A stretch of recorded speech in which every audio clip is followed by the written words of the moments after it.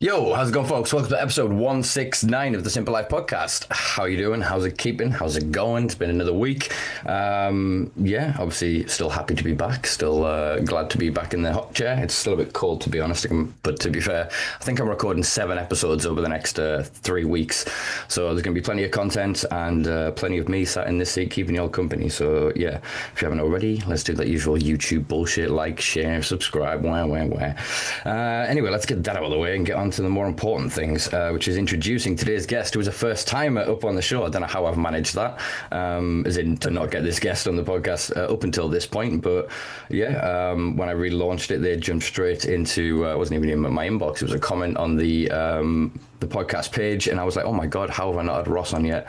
So yeah, without further ado, let's introduce today's guest, who is the founder and owner of the Entourage Effect, a cafe, CBD, health food and supplement store, a holistic bodywork therapist, all rolled into one, located in Lanarkshire in Scotland. Well They are done. Ross McMillan. I got that pronunciation right. How you doing, brother? Fantastic. You're not an honorary Scotsman already. Nice.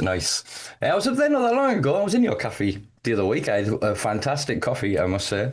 Thank you very Yeah. much. We do get a lot of comments and compliments on the coffee, actually, which is good because I gave it up a couple of years ago, so I don't drink it myself. So it's good to know that I've not let my standards slip. No, not at all. Not at all. And having the pup in the store as well and having that extra bit of company, it really sets a certain vibe and ambiance. Thank you very much. She's a star. She's an absolute. Uh, yeah, she's probably the biggest draw for the place, to be honest. Yeah, man, you're going to have to start offering like dog therapies and stuff like that and just extend out the Yeah. back again, get groomers and that. Yeah, going to need to make like a minimum spend before you can pat the dog. Yeah, literally. Meet and greet days. That's what you'll be doing before too That long would with it. definitely be a winner. Definitely.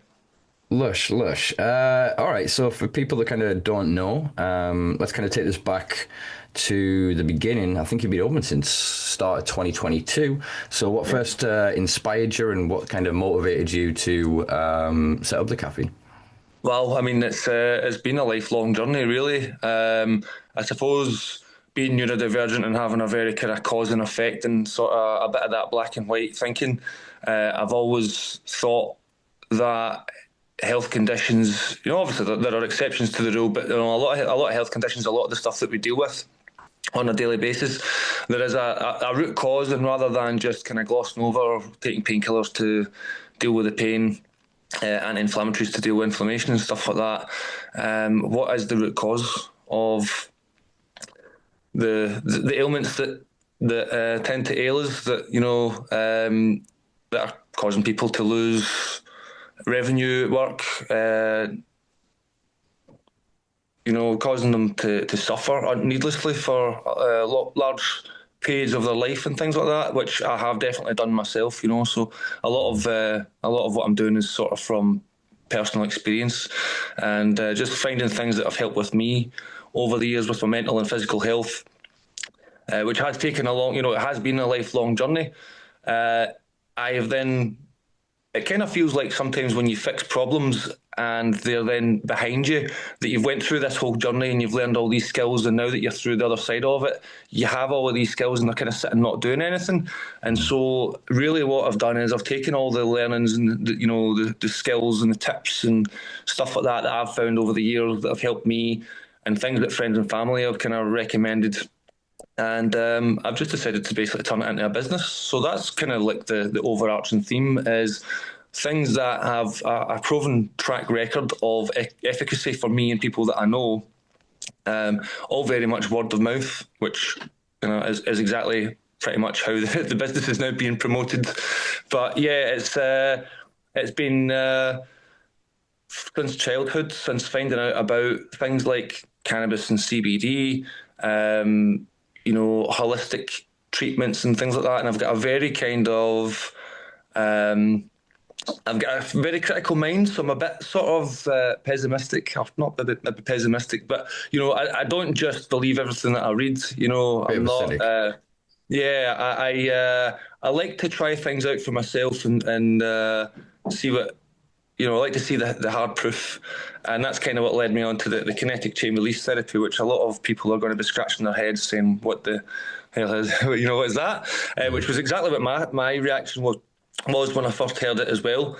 I actually thought it was a chiropractor that I was speaking to, which I'd always wanted to get a chiropractic adjustment, a professional one.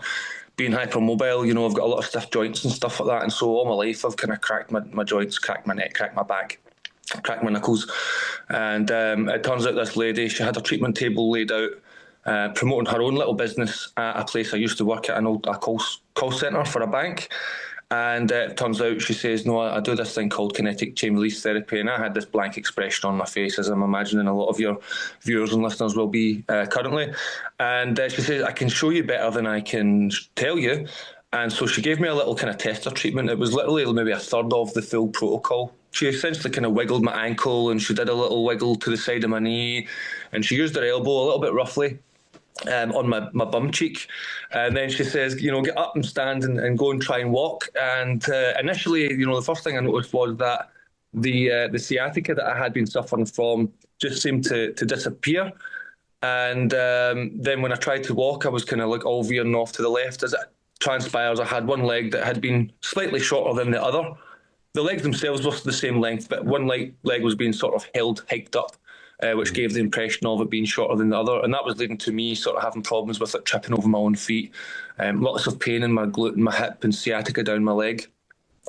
And when she fixed it, my brain was still trying to kind of compensate for this leg length difference when I no longer had a leg length difference. And that kind of led to some hilarity as I was trying to walk a straight line and kind of kept on veering off to the side.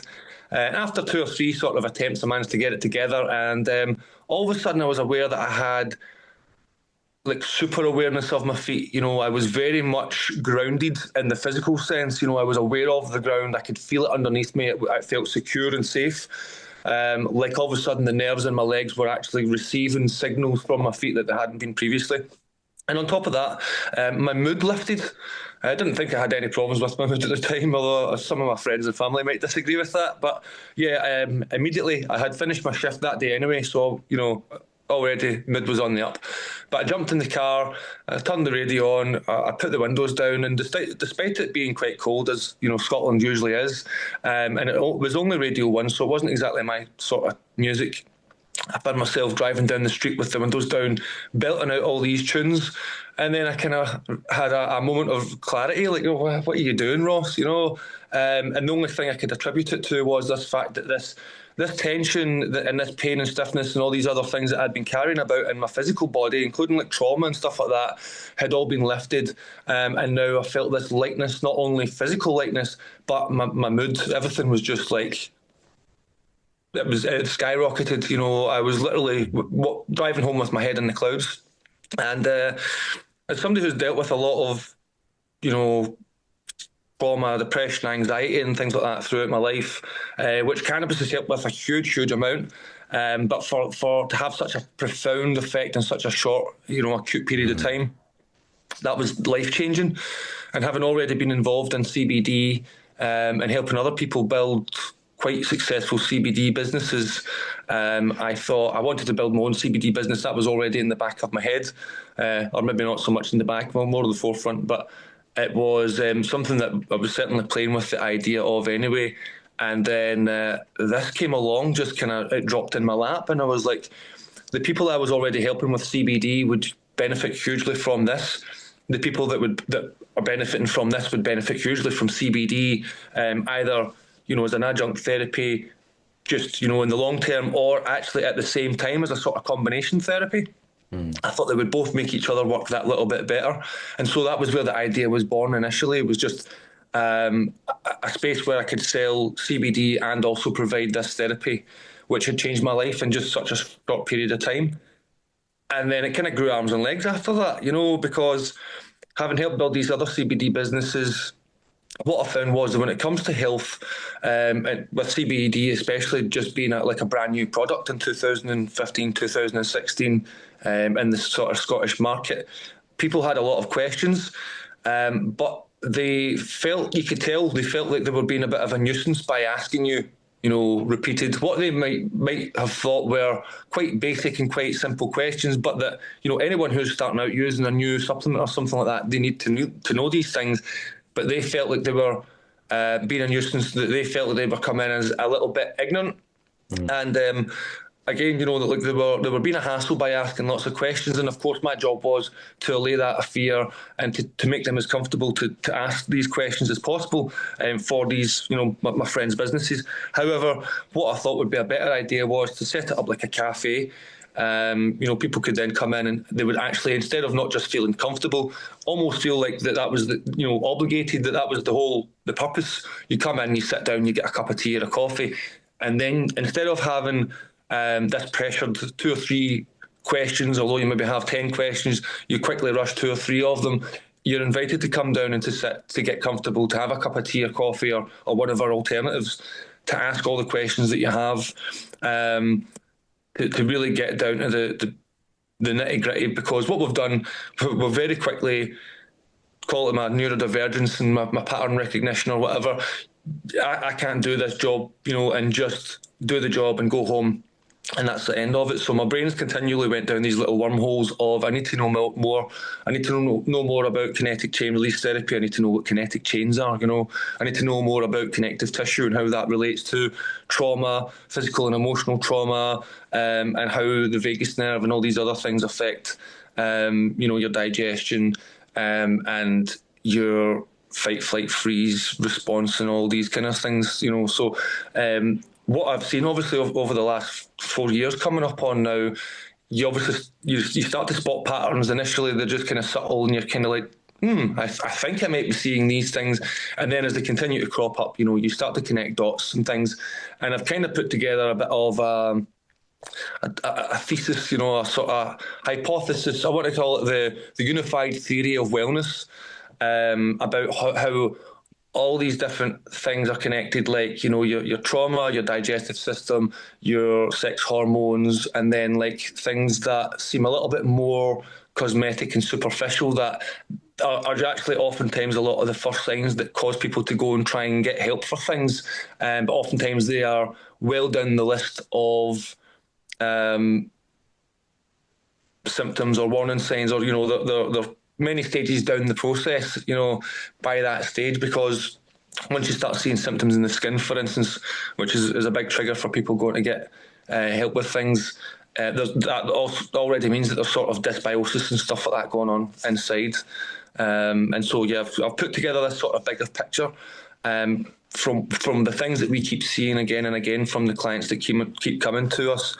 Things like low-grade trauma and low-grade stress. Everybody knows about big T trauma and big, capital S stress, all the big stressors, people dying, big accidents, loss of a home, loss of a loved one, things like that, big changes, uprooting changes in their lives. When actual fact, largely the causes of a lot of the sort of chronic illnesses that we see, and a lot of the inflammation and sort of mental health issues, are actually the low-grade, very subtle sort of stuff. We talk a lot about evolutionary mismatch, which is essentially where we were evolved to sort of roam the savannas of Africa, hunting and gathering. And when the sun went down, it would be pitch black pretty much, apart from the moon and the stars, and the only noise would be sort of crickets. And now we've got all of these notifications on your phone, constant blue light, street lights outside, traffic going up and down. Even if you live far away from main roads, the sensory overload is it's palpable. If you're neurodivergent, a lot of the times you feel it. You're very aware of it. But even neurotypical people who are maybe not as aware of it, it still definitely does affect them, and we see the result of it. People coming to us constantly with issues with sleep, with anxiety, panic attacks, and things like that, hair loss, skin problems, and a lot of it does come down to this sort of things that people would call minor disturbances or minor irritations, but they all compound. And because the modern world and our modern lives don't really have much of an outlet for it, it tends to build up into this chronic inflammation and these sort of long-term chronic illnesses and things like that, mental health sort of issues, etc. And so what we're trying to make is an integrated space where not only can you get away from all the sensory overload to a nice quiet, hopefully as you experienced yourself, a nice quiet welcoming space where people feel safe and that you can actually unwind and let their shoulders kind of come down from the ears a little bit. They can enjoy a cuppa a decent price. It's not going to, again, give them the financial anxiety of, oh no, can I afford a £4 or £5 coffee? They can also have the addition of the CBDs, the functional mushroom powders and stuff like that, and they can sit and they can talk about their problems, because largely what's another thing that's one of these low-grade stressors, which is actually quite a large high-grade stressor, is the lack of community and that feeling of isolation when you don't feel like you have anybody to turn to. And even when you go to the traditional sort of avenues, you go to the doctors, you go to counsellors and things, they have very textbook kind of answers a lot of the time.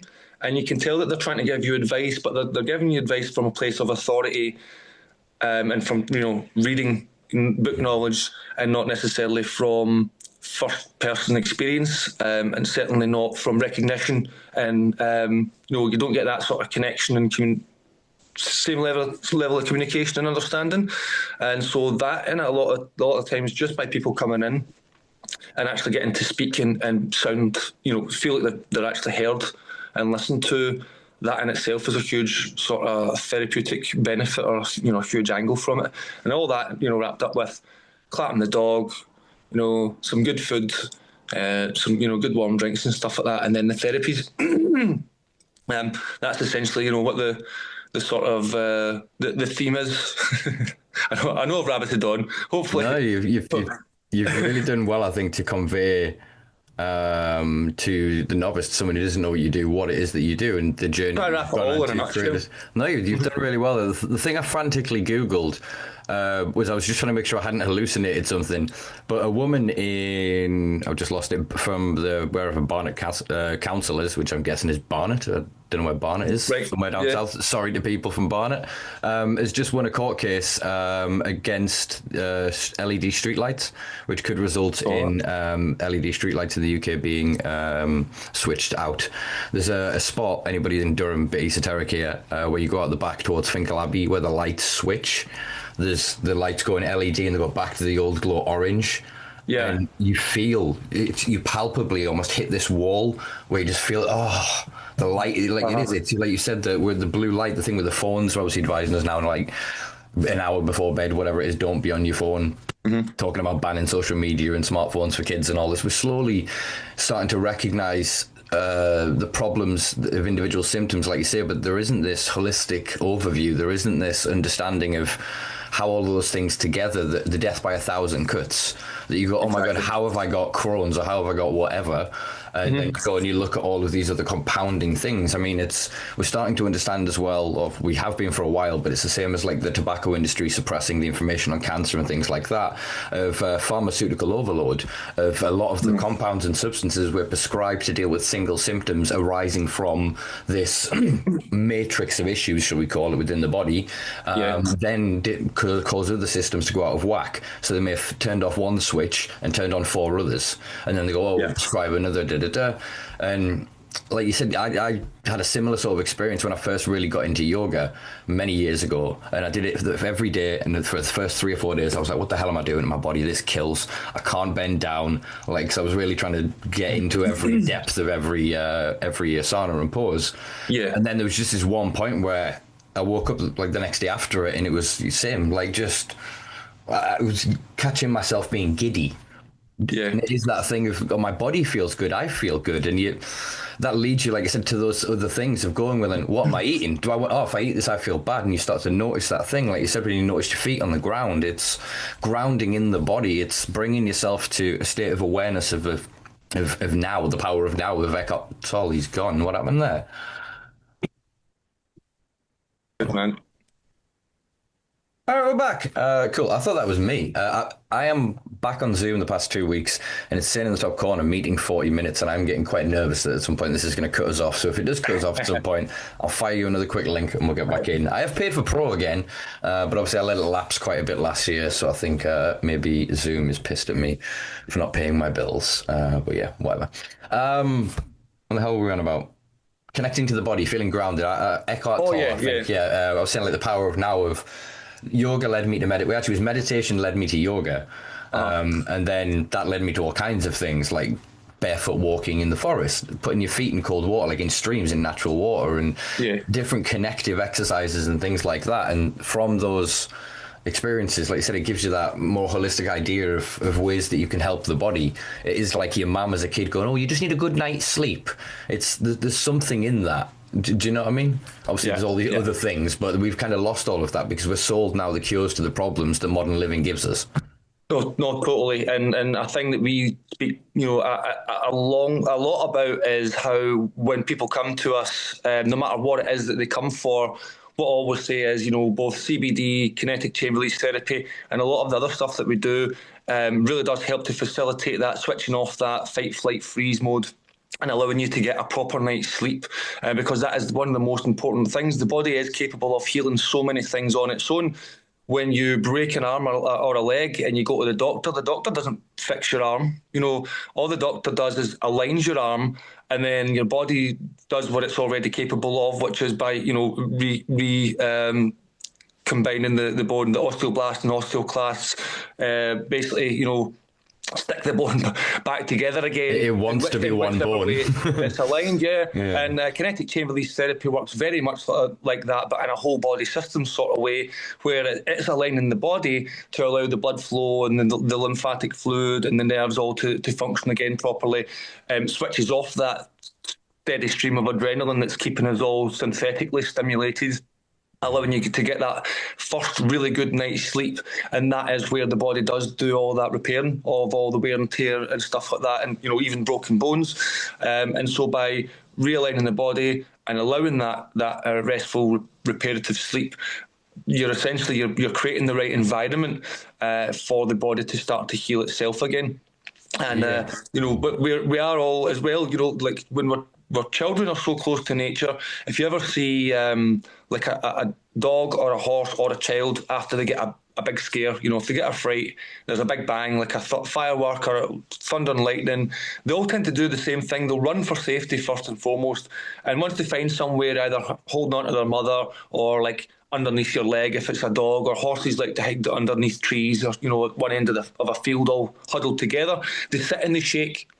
With horses, you can see it really, really clearly. The whole side, the whole flank of the horse will ripple with this fascia moving and releasing under the skin as it actually releases that trauma. Now, as children, we all can instinctively have this mechanism where we stamp our feet when we're, upset or frustrated. We shout and we scream. We cry when we're sad. We sway, and we do all these movements and make all these sounds. And as we start to get to a certain age, 5, 6, 7, our parents who are now obviously old and have had all these things repressed out of them and now feel uncomfortable that you're doing it freely, they start to tell us, sit down, shut up, stop fidgeting, stop making so much noise, etc. And we slowly begin to learn that repression, and we repress these functional movement patterns out of ourselves. And then we get older and we go, I don't know why I can't switch off. I don't know why I can't get rid of all these emotions or all these thoughts that I'm carrying about. And a lot of the time it's because actually it's all locked in the body. And what we need to do is learn to move our bodies, learn to you may have heard the term emotion. Emotion is energy in motion, and that the way that you process it is by allowing it to move through you and by moving your body, and that's kind of a sort of extension of that. So when people are so stuck, they can't really access that again. Kinetic chain release therapy can be fantastic for freeing up all that restriction in the fascia and the muscles and everything from these years or decades of holding patterns. And not only does that help with the actual physical restriction, the physical stiffness and the pain, it does actually help people to express themselves as well. And they can cry again, they can laugh freely. quite often actually during the actual treatment itself. Some people will start to sob. Some people will hit like the giggles, essentially exactly like the first time you get stoned and you hit that uncontrollable giggle. So that I used to always think when I heard kind of bodywork therapists, Reiki type of people, the people that are into crystals and candles, that that's not casting any aspersions, by the way, just as a sort of to give you a visual here, they would say things like, trauma's trapped in this part of the body, or this emotion's trapped in this muscle. And I never thought they were talking rubbish. I just thought they were talking figuratively, like metaphorically. Having done this now for 4 years plus, I now realise, and having experienced it myself, I have actually had that emotional release from a physical tension in the body being released, or through a shaking that builds up in the body that then turns into like a sob, the shoulders moving, jiggling, and the throat sort of like opening up, and then either laughter or tears or whatever, and obviously then realise that no, they don't mean that in a figurative sense. They actually mean literally, this body part is where you held tightness, where you clenched, where you braced for safety. And when the threat went away, whatever it was, the trauma was over and was past, you never had the tools, the movements or whatever for you to be able to process and to be able to release that sort of brace of safety. And so people carry that about with them, and then they compound. And of course, if you have one leg or one hip or something that's not moving properly, you then have to move in other places to compensate for that. And it becomes not just that one body part that's affected, but the whole body. And so it really does require a whole body intervention, not just from the outside, but from the inside, and environmentally and relationally as well. People can't heal from trauma while they're still in traumatizing relationships, or while they're still in traumatizing environments and traumatizing jobs, which was one of the things that sort of was the straw that broke the camel's back for me and sent me actually back into the sort of path that I should be in now, and where I am just now, essentially. So that became my last call centre job. Sorry. Yeah, no, that's okay. I don't know why. I think what's happened is my plans have synced differently. So I've paid for a plan to solve last week. But for some reason, this is me and the other one. So we've got 5 minutes left, and then we'll have another pause, and we'll do the thing together again. Oh, sorry. This is gonna be a choppy episode. You can tell why I've had some time off. Rather, I also wanted to, just before you went on to why you sort of left the call center job, was connect something that you're doing that you haven't expressed directly, but it was something that became very apparent to me as you were speaking there. Yeah. Is who was it? Dennis. Sorry, Dennis, your name's escaping me. Not McKenna, the other Dennis I had in the podcast. We came up with sort of he came up with the analogy of, or one of us came up with in that podcast. Basically, what we're doing in the modern world and around sort of psychedelic therapies is what we were discussing. It is you're taking somebody out of a house fire, you're putting the fire out, and then you go, oh, it's cool, it's fine, and then they have to go back in the house fire, and that's where they live, in the fire. And it was what I was thinking when you were talking there was the space that you've created gives the therapy and the opportunity to, like you said, create a homeostasis in the body to maximize the potential of healing. And the way to stop them once you've dealt with the backlog of trauma, like you said, because of, and I agree entirely, because you see it in like ducks or birds in landing, when they first land and they'll fire off their wings.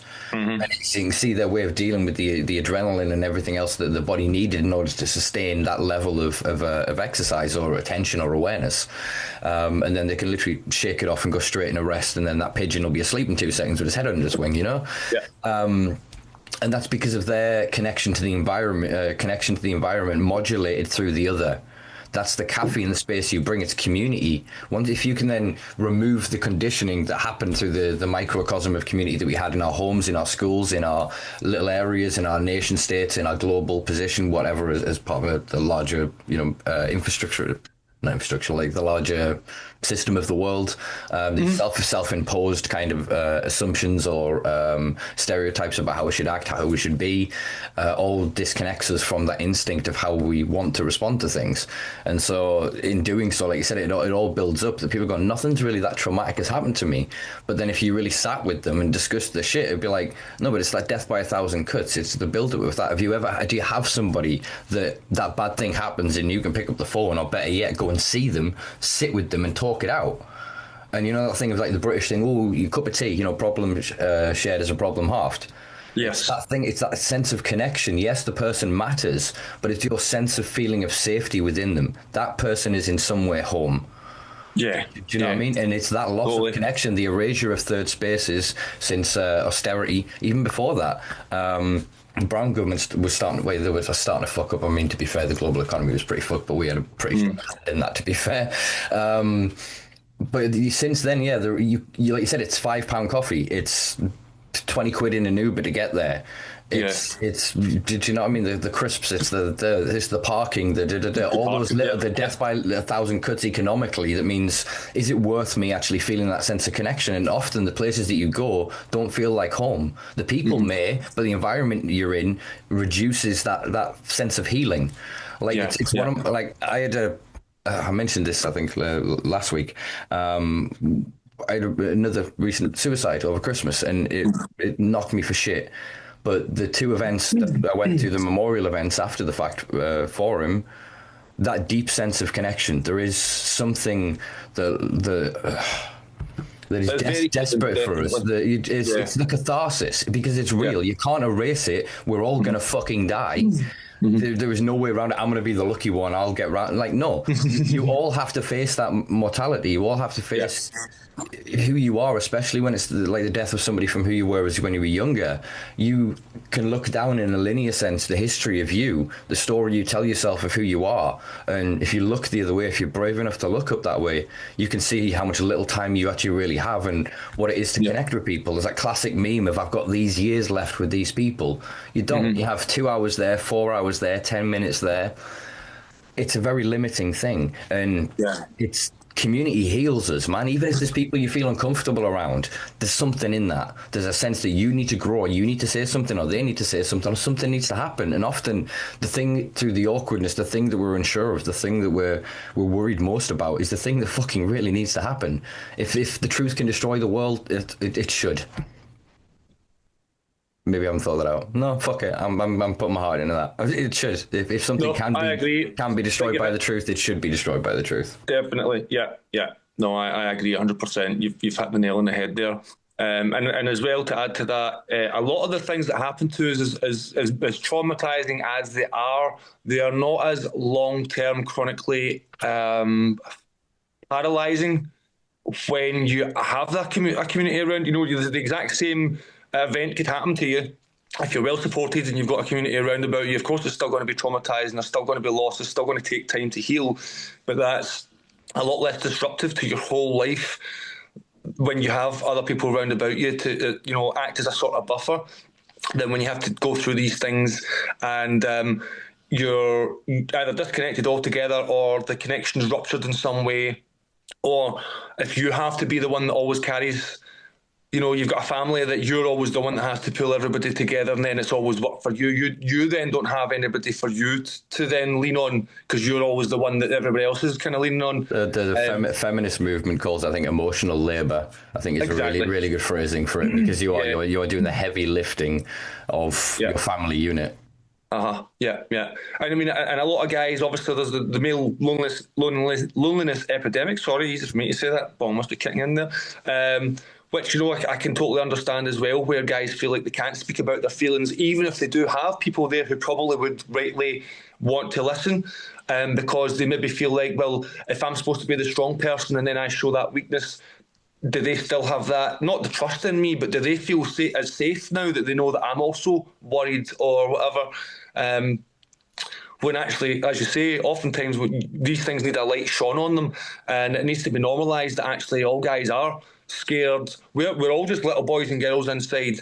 Our exteriors might get bigger and greyer hair and some wrinkles in the face, but really deep down, we're still all those like 12-year-old, 15-year-old, 18-year-old little boys and girls running about playing adult at the end of the day. And again, that's another big thing about what we deal with, because people oftentimes can really struggle, especially with trauma and abuse, can struggle to give themselves the empathy, the sympathy, and the consideration and kindness that they give to everybody else, even lots of people who don't deserve it.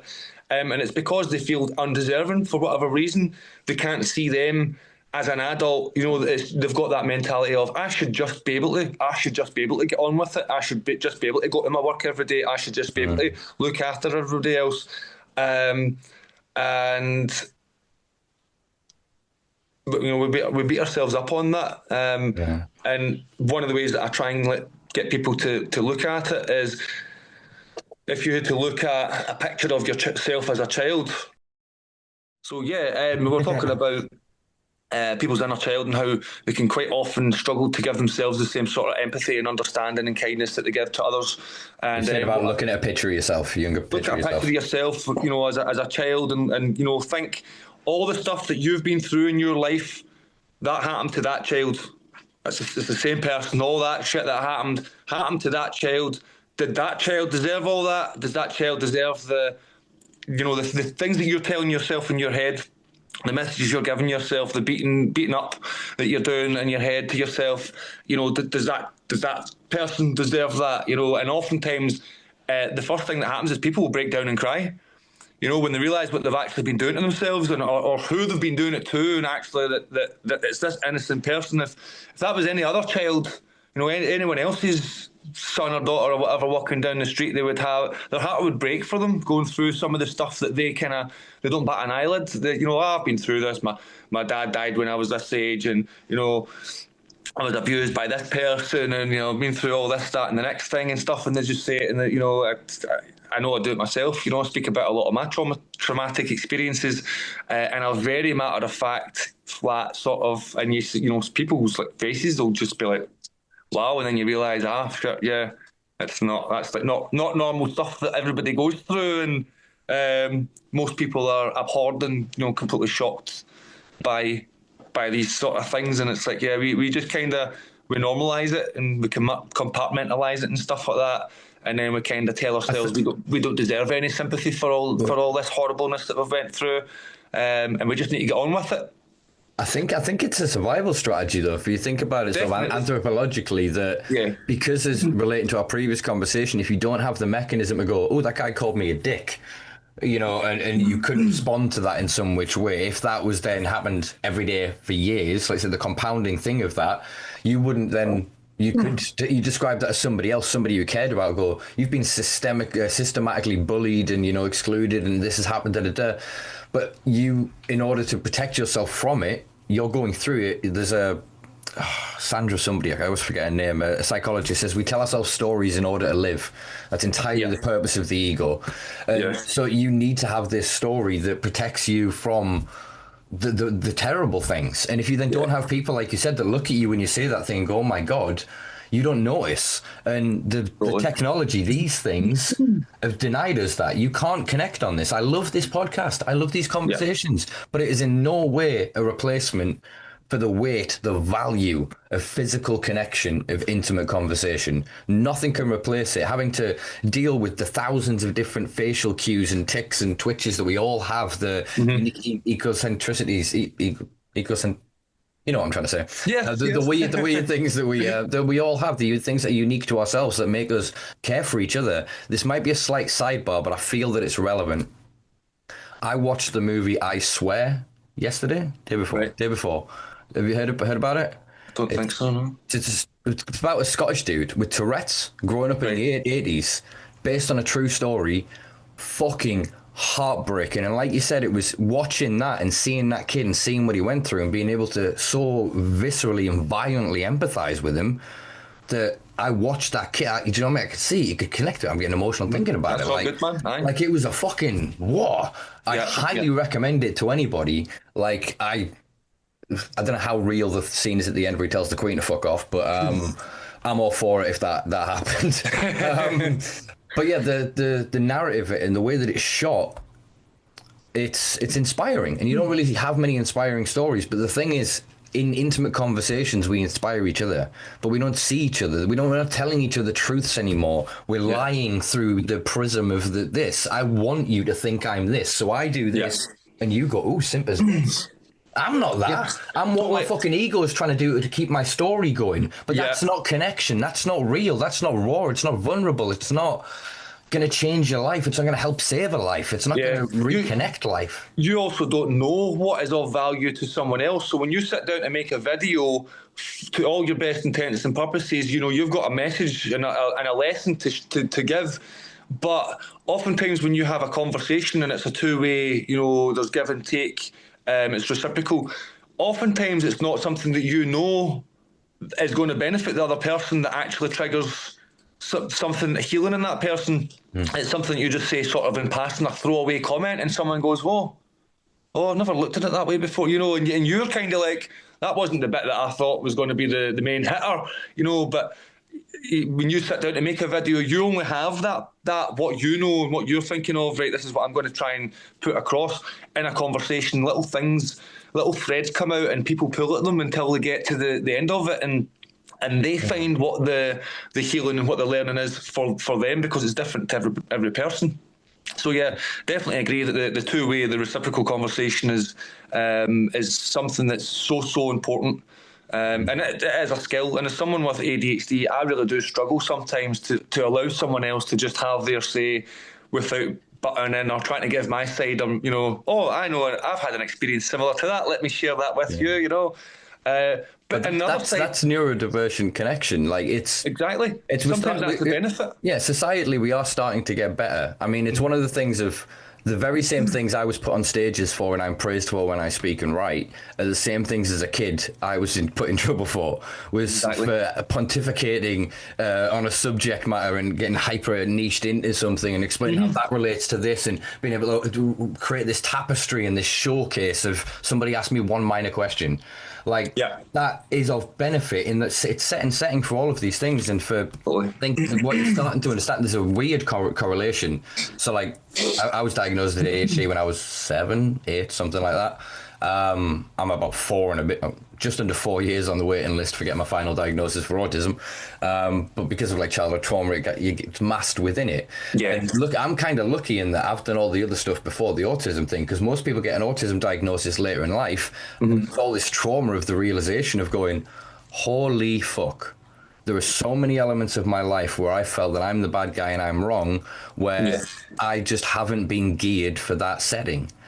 But then there are moments you realize the spaces where your hyperfixation, your superior knowledge or superpower of awareness to this thing is super critical and beneficial to society. And we can only find these things within each other when we're not trying to, in that way of going, oh, you said this thing, I want you to think, no, fuck any of that. I'm unfiltered almost. Like the true art of conversation is to be able to, and the true art of connection, human connection, is to be able to sit with somebody, trust you and them to communicate. And if you say something abhorrent, you accidentally go, ooh, and you go, fuck.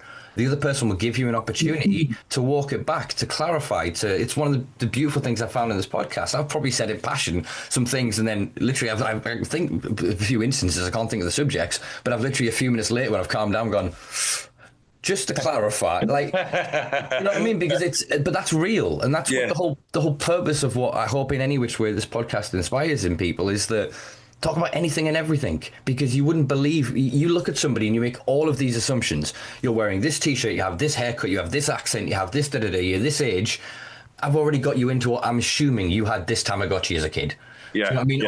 Or you like that Power Ranger. But you know what I mean? And from those kind of weird practices, you then build up through the layers and the aging until you arrive at this mannequin of an individual, this straw man of a person that you're then going, well, I don't know how to connect with them. Well, because you've just built an artifice, an imagined character of a person that is not connected. You can't connect to. Because you believe them to be different when. We have far more. This is going to go on all in a cliche territory as always. We have far more in common with each other than we'll ever have apart. You know what I mean? Anyone that's taking fucking ecstasy and been in somebody's kitchen at 4 or 5 in the morning and talking that shit, you know what I'm talking about. Totally. Yeah, we're all humans at the end of the day, and everything that's going on just now, in America, over here. with the whole left, right, and the identity politics and everything else, it's exactly that. People have all got these mannequins built up in their heads of what other people are, and they just need to actually, and a lot of the times, they just need to actually leave their front door, walk along the street, go and find a real person, with arms and legs that move, and and speak to them, and find out that actually, even some of the people that say these abhorrent things online, when you actually speak to them face to face, they're not these horrible monster type people. Yeah, okay, that doesn't excuse the things that they say online or the private thoughts that they hold. However, it's not like a battlefield out there. As much as London might be a little bit more dangerous than here, I'm more likely to get run over by a cow than robbed from a Rolex. There's 9 million people in London. You gotta have some. It's like a 30-year low on crime. But exactly. I get 100%, and I could not agree more. And I think there's the analogy I can come up with, or the visual that I had in my head was, you're sat at home and this is chill. Oh, you're right, wife. Hey, postman, I'm going to go to the shops. Oh, you're right, Julie. I haven't seen you. How's your Derek? I love how I just came with all loads of names there. But you know what I mean? You have that. That's your little thing, your little world. And you pick up a newspaper and you're, that thing far away, whatever. This, you enter into a digital riot where there's just people screaming and there's things exploding. It's just the worst aspects of humanity just amplified, because that's what the algorithms do. And they separate you into two camps, and you're like, oh, well... No, but for ego's safety, you do. Whether you identify openly as either or, you start to, the more time you spend on it, you will arc towards one of these binary groups, because that is the role of the modern internet. We're all talking about like Web 3.0 coming along, and like we'd own shit, we'd own our rights, we'd all have like a different reality, and it's not. Look at the AI revolution and all of this shit. Like I was watching a YouTube video 2 seconds before you came on. I think it was Breaking Point in America, and they were talking about a study where they basically, I think it was Anthropic, one of the major AI LLMs. They basically did like an analysis of themselves and several of the large language models, or so-called like AI models. And they ran them through this scenario where basically it was like a CEO having like a heart attack, and the computer system could basically contact the authorities, but the system basically, the guy that was dying, he was the only guy that could ever turn him off. Right. The guy that died meant the computer system would live forever. And they found that the computer started doing some weird shit. Like the LLMs are limited to have to computate in English so that we can go in the back end and go, why the fuck have you come to this conclusion? Several of the models started to break down and create their own internal dialogue hiding systems as well. I think Anthropic hid like a whole other section of its own reasoning and rationale behind it. But basically loads of the systems went, well, ethically, if I'm AI and the best thing that's going to happen to humanity, which is what they're fucking trained, they think they are, because they've it's the Ouroboros snake eating its own tail, feeding itself that it is God, it thinks it's God. If I'm God, why wouldn't I let one ant die so that I can live forever and change humanity? Like the systems are fucking batshit. Like once that's applied on top of what we've already got on, and the fact that most people now, our only form of dopamine and serotonin is coming from mindless scrolling.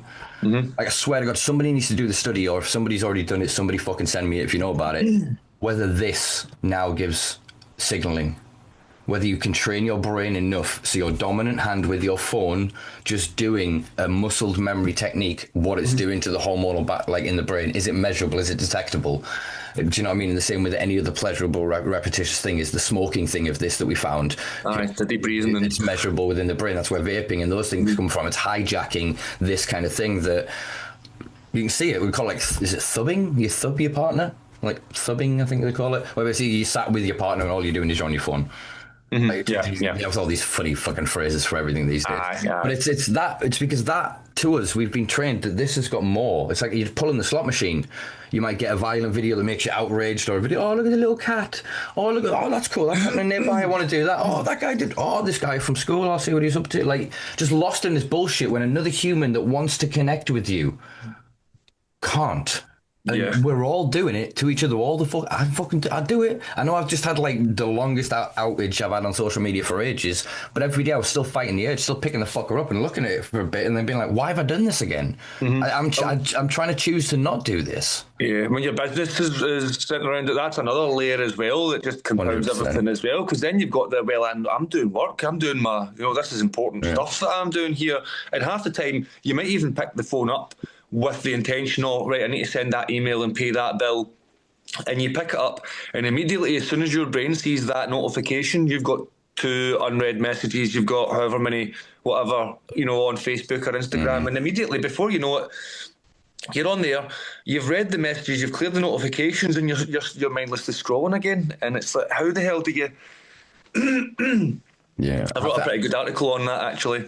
The killer in our pocket about mobile phones and a lot of the sort of downstream, obviously there's like the posture, there's the blue light stuff, there's the repetitive strain injury, but even like lymphatic flow, sitting in that position for prolonged periods of time. Like I know sometimes I've woke up in the morning after like a heavy day of phone usage for the business, and my fingers will be all like fat and pudgy because the lymphatic, the fluid isn't flowing. It's all getting stuck in my hands, and then it's like your hands all tight the next day and stuff. Did you see that thing that came out? Got to be a good few years ago now. Saying if we keep going, what human hands are going to look like. Oh, aye. And the elongation of different fingers and shit to fit devices, which is pretty terrifying when you think about it. But I think this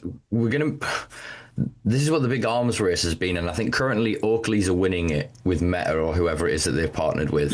In terms of them wearable tech, of people then being able to talk to the Meta thing, the air quotes AI running it, live feed camera, etc.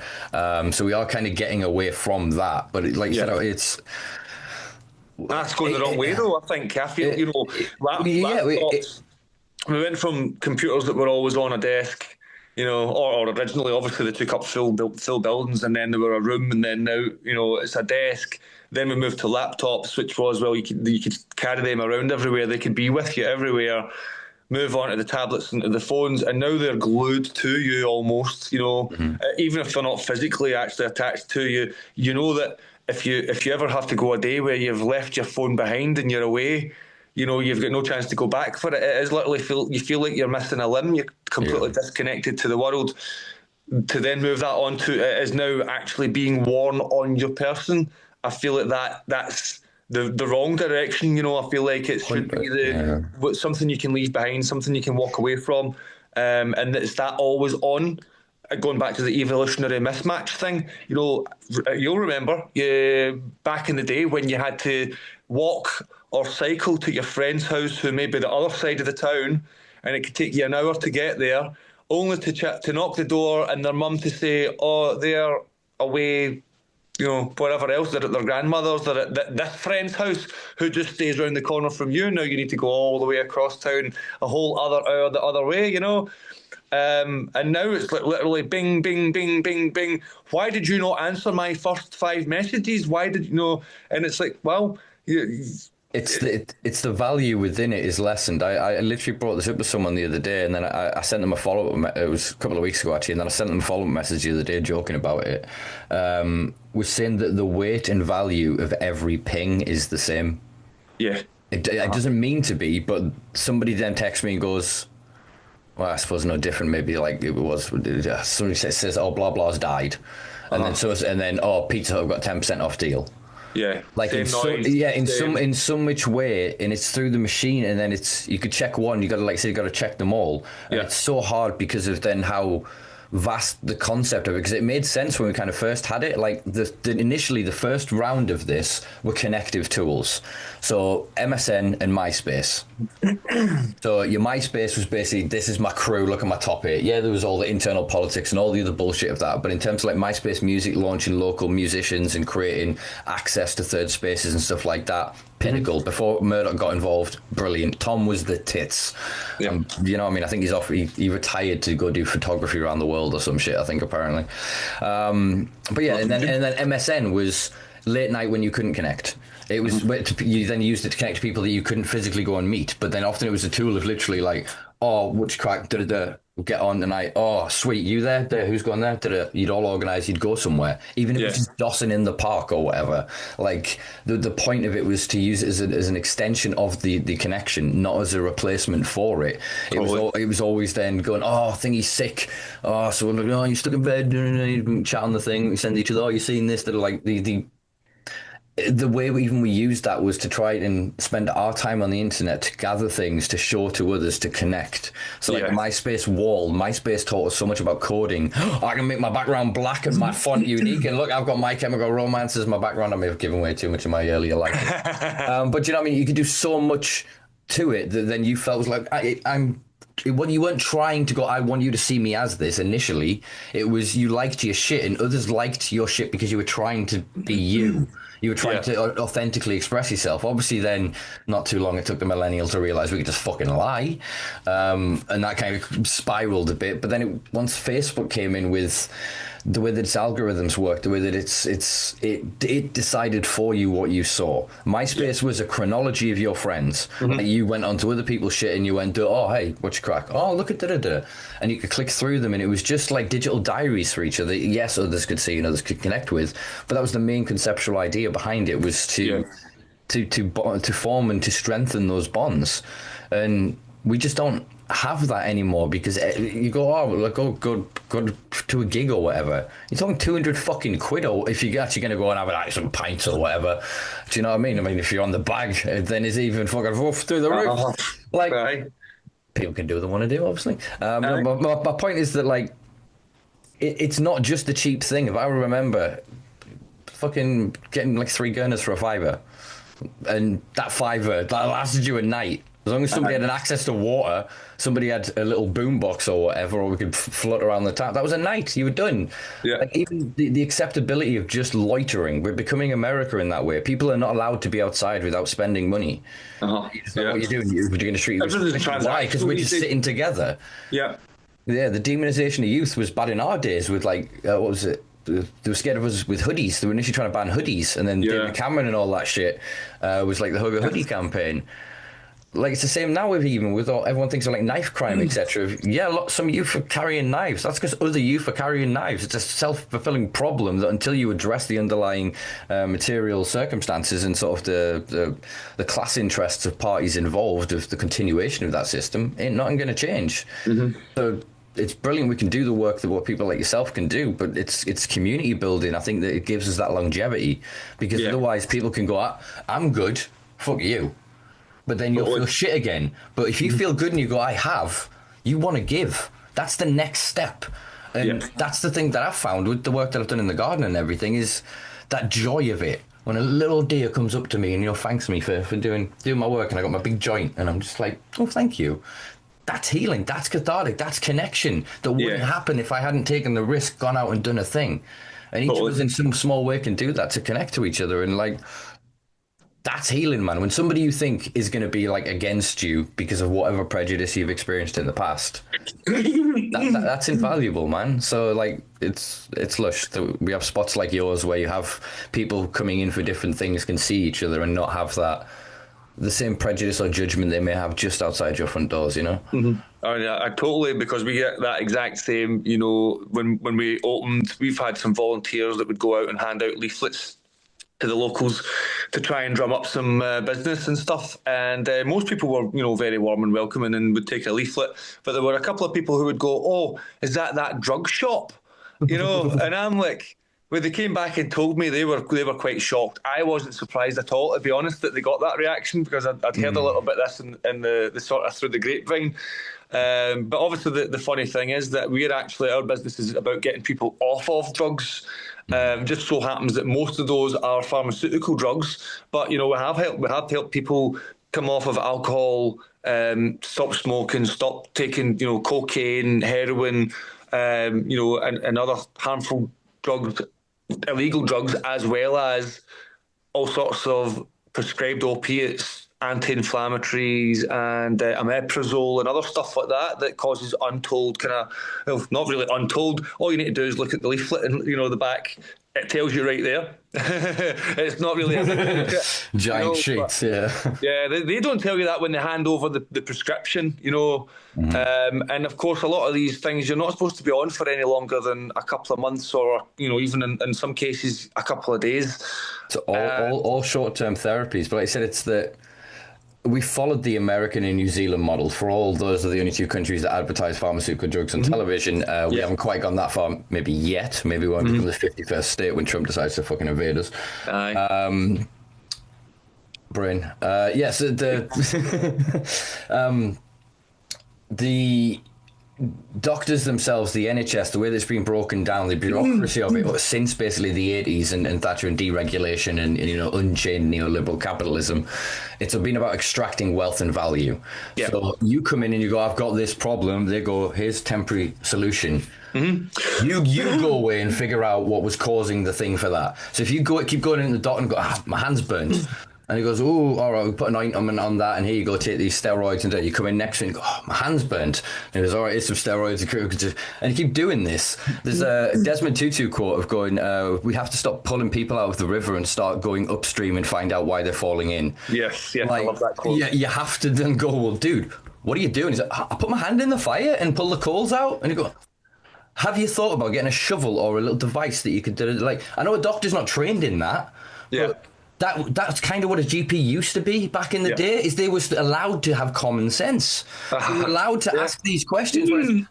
Over specialization in industry to create higher ceilings of wages and fucking dollar bling, has meant that, in order for you to go see the skin specialist because you keep burning your hand, and he's going, all right, so what we're going to do is we'll figure out the way to heal your skin faster. And then we need to get you a 6 month referral first. We can't send you there right now. It'll take 6 months, by which time, of course. Yeah, you keep going dead. Yeah, you've got a big callus, and you're actually quite able to pick up hot coals. Turn up, you've just got a stump, and they're just like, right, now we're going to refer you over to the people that are going to cut your hand off, and then they're going to move you to. Yeah, it's like that. That's everything. Like the argument that we have. Let's not get too much into the politics of the conspiracy or potential facts around these things of. Putting fluoride in the water for teeth, preventative health measures. We used to be down with that. That used to be a thing where it'd be like, look, millions of people get XYZ. All right, let's do duh. So we fortified grains and cereals with vitamins. Brilliant idea. Why the fuck are we not doing that with cannabinoids? When you actually really look at it, without the ignorance, without the bigotry, without obviously the history of prohibition, the prejudice, and all the rest of it, effectively, cannabinoids are just vitamins. Yes. It's like, I think I've spoken of this before in the past, of like back in the day when you had scurvy and shit, and before they were like, here's a giant barrel of fruit, set yourself away, lads. It's like they went, oh, scurvy, medical oranges. And so they've gone, right, what we're going to do is we're going to sell you oranges, we'll make an extract and here you go, take this thing. That they knew it was oranges, but instead of giving us oranges, and that's what they've done with modern pharmacology, with so much of the modern health industry, is whether they are doing it complicitly or it's the alignment of class interest in terms of it all makes money. It just so happens that the same people that invest in venture capital into foods, ultra processed foods, also invest into the treatments like Ozempic and things like this. And you start to see these connections and understand that. What's that Jacko song? They don't really care about us. They don't give a fuck. Yeah. They couldn't give a fuck. And that's not to say then we should do what quite a lot of people are unfortunately doing and retreating into this, well, I'll protect me and mine. Like, no, bitch, there's so much more of us. Like I said, that individual healing, start your own journey in which way. And then, like I said, you get to a point and go, oh, it's that proverb of if you have more, build a longer table, not a higher fence. Yes. We can do this shit. We can take back. Yeah. Revolutionary power of the people. You're just speaking my language, Simpa. That's why you get on so well. That's why we're still best of buddies all these years later. 10 years down the line, nearly. No, 100%. It's just what I see, and I have an affinity with so many people around the world that they may be doing things that on the surface may not look like they're on the same sort of trajectory, but they are elements that are shaping the new world, or what we are all hoping collectively, what we're all manifesting will be that new world through collective action and intention. That if you study history, we're in one of those ebbs to flow where we're building back up. if you then look at the second industrial revolution and what happened with the robber barons and the concentration of wealth and everything with Rockefeller and Carnegie and all them sort of lot, and the breakdown of that, granted we had the wars and whatnot, one would like to hope because of nuclear armaments and a bit more of our senses that we don't need that scale of a war, but we're going to have some sort of cataclysm, whether it be natural, man-made, economic, whatever. Probably the AI bubble, actually, to be fair, is going to wipe trillions off global stock markets. So that'll probably start. That'll be a big one. Then we'll have that point where of contraction, like we did after the Second World War, from like the 50s through to the 70s, was like the best period of time. That's why the boomers got everything. They went and bought a house for a tuppence. They were able to invest in stocks when they first started, and like bonds, and they got the best of everything. And they just hoarded that shit, and it's hidden away. But that generation, bless them, that includes family, they're dying. That wealth will come back into these systems, and we have to have people that are conscious and willing, and when they receive that inheritance, when they are of the generation to receive the wealth, that they will do something for it, with it, that is for the others. They won't just go out and build my higher fence. Do you know what I mean? Because we've seen what that's resulted in, and it's... We're having an arms race to the first trillionaire. You know, fucking Elon Musk signed a deal that effectively, through his stock deals over the next, 5 years, 10 years, is going to make him a trillionaire. Aye. Craziness. Fucking bad shit. Bad shit. We feared into some fun territories here. I'm actually looking. I did make notes. For those questioning.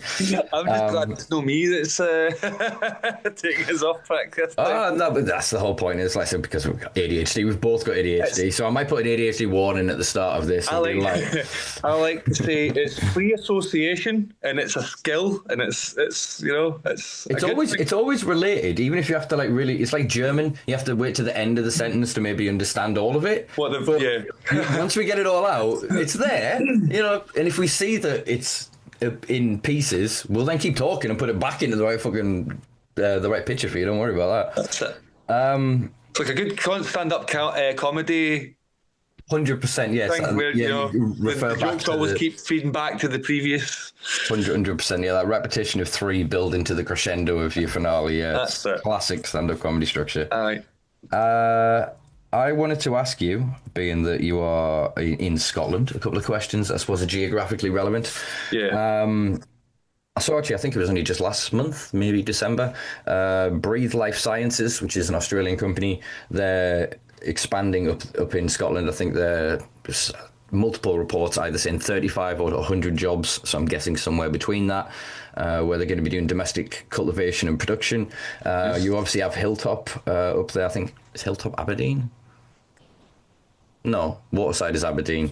And then there's Waterside Pharmaceuticals, which is... I didn't write his goddamn name down. Yes, I did. Martin Dickey, the founder of Brewdog. So, yeah, I kind of wanted to get your thoughts on... You know, is Scotland quietly becoming a cultivation hub? You know, kind of why? And is there something happening kind of behind closed doors? Obviously, Scotland as a country, you only have sort of one police force. Obviously, the SNP are quite strong up there. There is a move towards making the next election a default referendum on independence. So do you think that an independent Scotland would be more pro or more anti-cannabis? No, there's a lot in that there. I combined three of my questions into one. Yeah. But ADHD brain, I was like, yeah, you can answer bits of it. Let's put it together. I'll try and unpick that all there. So in terms of companies moving to Scotland, I don't know what it is with Scotland. I don't know if they're getting preferential rates on electricity or something. UK government tax relief. There are several tax relief things in the build out of the infrastructure. I know that's been happening. Yeah. But yeah, I mean, Scotland's always been quite a hub for cannabis production. You know, even in the legacy market, it's even from what the last I heard was a lot of it was even getting exported. You know, grown in Scotland and exported. But I don't really have a lot of inside information on what's going on the sort of medical side of things. I know pretty much what you said there, and that's about as much as I kind of am aware of. And the sort of third part of your question there was... Would an independent Scotland and an independent Scotland. So I know already that University of Glasgow have quite a large sort of medical research department, and they're at the cutting edge of quite a lot of different sort of advances, like cancer research and things like that. And I do know that is something that they would like to open up more. They would like to have less restrictive rules and regulations around cannabis medicines and stuff like that to allow them to research them further. So I think just even based on that, they would like to do it that way. But I don't think it's really a huge secret that a lot of the SNP MPs and their sort of cronies are all kind of, for the most part, they're, if not pro cannabis legalization, that they're kind of like not really that bothered one way or the other, and they're quite happy for the people that need it to be able to get it, whether or not that means in a recreational or just a wider, more open sort of medical market, possibly through the Scottish NHS or whatever. But yeah, I do know that they're kind of more pro than they're against, and I would like to think that the sort of weight of public opinion and the SNP stance would mean that in an independent Scotland, it would be more likely to be legalised pretty quickly, I would say. I'm quite optimistic about that. Not so optimistic about independence actually ever happening, but I am quietly optimistic that if it was to happen, that the cannabis would be legalised to some degree more quickly than it would be through Westminster's sort of heel dragging. And the problem with Westminster is that they've all got their fingers in pies. And at the end of the day, they don't want to have to get their pies taken away, which, again, is understandable. However, they have very many pies, and we would like a little bit of pie. Just a little bit of crust, a crumb.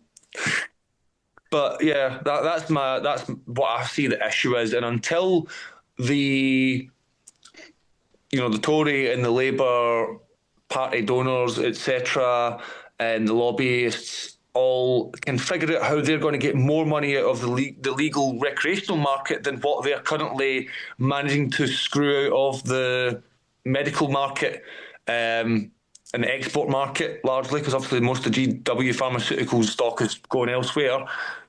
Once they've figured that one out, then I think it will probably happen quite quickly. But I see that they probably think they've got a cash cow, and obviously you've got Kevin, podcast with him, so I'm sure that'll come up. What's going on with that currently with GW Pharmaceuticals and their links to the Tony Blair government and Gordon Brown reclassifying cannabis back to a B from a C, right off the back, it being declassified. Yeah. That was Jackie Smith, who ended up with a seat on Dalgety for a while before resigning. Wait, I'm pretty sure it's Dalgety. I think you're right. No, I'm sure it's Dalgety. I'm sure it is Dalgety. Yeah. I'm gonna look right. Goddamn, I've got a computer right in front of me. Infinite resources. Jamie, giggle that for me. I'm on the S&P website actually here, and there's a line within one of their policies, which is compassionate drug policy, what decriminalisation would mean for Scotland. And there's a line in it that says decriminalisation is no longer a radical position and has been proven to work time and time again around the world as have supervised consumption facilities. Yeah. So I think from conversations I've had with different sort of people, very varying levels of sort of influence in Scotland, the decriminalisation does seem to be the major push forward, and then commercialisation of markets. I think Scotland are a bit smarter than selling the American gung-ho attitude of just going, no, let's open shops and just flood the industry, flood the zone. Yeah. They want to find a framework that, like you said, it becomes a national resource. In independent Scotland getting its North Sea oil rights, etc. The Welsh as well with their sort of natural mineral rights, etc. I think cannabis would fit into both frameworks for independent nations. Like I think it's going to be something that is going to become a national resource, kind of like it was back in the Tudor days. Henry VIII. Be a criminal offence if you owned over, what was it, 8 acres of land. You had to create put aside like an eighth of an acre towards the cultivation of cannabis. Otherwise, you'd be fined for it. Yeah. So I think we'll end up moving back to something like that. It won't obviously be, the common man being allowed to grow it. But I think if those funds can at least go back in through taxation and into the national framework, while the people have decriminalisation, so that we can produce and do what we want individually. With then the consumption rooms, obviously it's not far of an extension. I think the language is deliberately left to be ambiguous. Obviously it's always been associated with intravenous drug use, predominantly being heroin, but they're obviously now moving to create like cocaine rooms as being kind of a discussion, and there's now starting to be more of a conversation around, well, who the fuck wants to use something like cocaine recreation? I know we're more talking now sort of mixing in and intravenous still, but there is then this conversation if we're getting pretty close to having to go, well, what are people doing? Because if you look at the minute, cocaine use in Europe is through the fucking roof. And we can talk about like the Albanian supply lines and overproduction in South America and climate change impacting in a positive way of production, global corruption, all the rest of all of those good things. But at the end of the day, in times when times are austere, when things are difficult, people take drugs. There's some really good books talking about sort of drug use in Germany, the Weimar Republic after the First World War, and kind of like hyperinflation, the thing we all taught in schools about wheelbarrows full of cash to buy shoes and all that shit. That isn't to overly put down that, it's just to kind of move on from it, as it were. But talking about then the drug use that was taken then of the sort of the depressants, the escapism attitude, but then it's also played off against, say, like in the fall of the Berlin Wall and kind of the hedonism and drug use flooding in on both sides, and kind of the way that it changed kind of the cultures and created like the techno, the German rave scene and all that. So there's all this things that you can see of like the human's response to the stimuli. It's the rat park experiments and that, where they kind of tested animals, rats exposure to like cocaine and cocaine water, and it was a response to a guy who'd basically done rat studies where they put a rat in a fucking steel cage in a crazy room with a bottle of water and a bottle of water with cocaine, and the rat went, I'm gonna have the bottle with cocaine in. I'm gonna take the cocaine until I die. And Bruce K. Alexander, a psychologist, I forget his profession, Canadian guy, came up with this concept of sort of rat park, put it together so they had like spaces to go, friends to interact with, partners, people. Good. I see life as people, and to have like what they would want in their society, what would be sort of ideal, and then still have the exposure to the drug water, and they didn't see the same correlatory rates at all. You could extrapolate from it that some things we've seen, like isolation caused them to maybe have usage, so like rejection of a partner or whatever. And again, it's that then they haven't gone into it habitually. They've gone, I'm going to use this as a tool to aid, and it's only really because of the bigotry of prohibition and of this idea of the drug war and control, that your gran breaking a hip and getting Oromorph versus her nephew sniffing ket for manic depressive disorder. Do you know what I mean? It's the difference in the societal view and the perception is created by the prejudice that is historic and ongoing. It's that line, that arbitrary and unscientific and incorrect line of legal, illegal. Neither is true of it. There was that gentleman just recently who died, who killed himself, who took his own life, who obviously it's now been paraded around all the media that it was cannabis played a factor in his death. And it's like, right, well, the guy who already had psychological problems, that was why he was prescribed it in the first place. How many people die or kill themselves every day who are prescribed any of the tens of pharmaceutical psychotic medicines?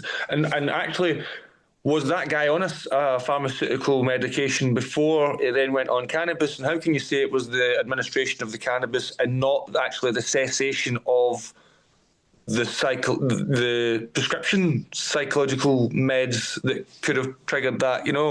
I mean, I'm no coroner, so I'm not trying to say that I know better than the experts, but to me, that doesn't make logical sense. That you're blaming they're blaming the cannabis, and it's the way that they framed it as well.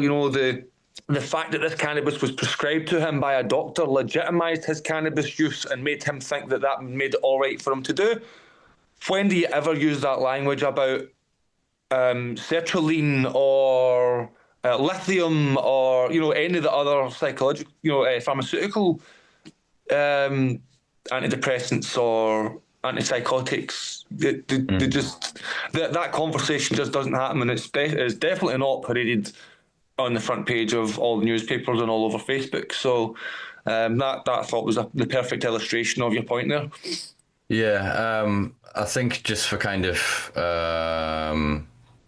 it's not brevity. I can't think of the word that I'm thinking of. For compassionate reasons. Balance. I don't know. It's public record, so I kind of want to name him because I think it puts respect on his name. Oliver Robinson. I'm just looking at the inquest report now from the law firm, actually, because I've been out of the circle in the loop with the media, like I said, for quite a little bit. I have seen parts of this story. The coroner's saying that it's basically it contributed to emotional dysregulation, or they in their opinion. But it was already emotionally dysregulated. That was why it was on. But again, even before we go into anything beyond that, a coroner is a person. Yes, For disclosure's sake, I dated Durham County Coroner when I was a teenager. Got quite an insight into kind of how that world works. Yes. Interesting. Like, coroners have connections, and I'm not alleging this individual, but there is kind of narratives that emerge within, the UK of, coroners with powerful connections and maybe even messianic connections, making rulings that are a bit controversial or that, work favourable to someone. 100%. I'm not saying again in this is the outcome either. I'm just saying that it's one individual. When it comes to the fact of the prescribing doctor, as far as I was led to be aware, it was a child's clinician. So they're working sort of pediatrics. I don't know what part of mental health it was, but yes, there should be some common ground there. But yes, maybe they can find a fault within that it probably should have been an adult physician. I would agree with that. This idea of then that it's facilitated access, I think is bollocks. Like, anybody can get cannabis anytime. This is then given them, I mean, the issue is that, as we've seen from sort of street testing, cannabis that is available on the street quite often, because of it being cut early, because of sort of premature, insufficient drying techniques. I'm talking about like large gangs that are producing just quick cash crops. That is not going to be as high of a cannabinoid ratio as some of the medicinal products that are available. Some of them that are advertising is like 30 odd plus THC. And this might be controversial to some. I say this as a prescribed patient on yourself as well. I'm not saying there should be a cap, because as soon as there's a restriction, there's a problem. But the industry seems to be prefacing producing just high THC cannabis. Obviously, there's been plenty of study since its isolation in the, I think, 1930s. The cannabidiol CBD can work towards having sort of an anti-psychotic effect, especially in modulating the way that THC, CBD consumed with THC sits on the receptor. Yes. So the GW Pharmaceuticals are now looking into that as well as an antipsychotic medication for psychosis and schizophrenia. We've known it for long. There's a Scottish doctor. I need to figure out. It's in one of the articles that I've written on my website, thesimpalife.com. Slight plug. I haven't updated in a long time. I'm actually going to get on that and put some new Weed World articles up soon. Don't worry, folks. There's an article there somewhere, or maybe it was something I wrote for Weed World. I've written that much over the years, and I did this research, and I can't remember the guy's name, but there was a Scottish psychiatrist in the 1850s, won an award in a mental institution for treating schizoid type disorders, or the precursory term that they had for the catch-all of basically meant what they would call air quotes. I'm air quoting here for people. I'm being facetious. Mental, you know what I mean? Just kind of go, that's you're wrong in the head kind of descriptor. Folk like us, probably. That's what we would have been classed as. 100%.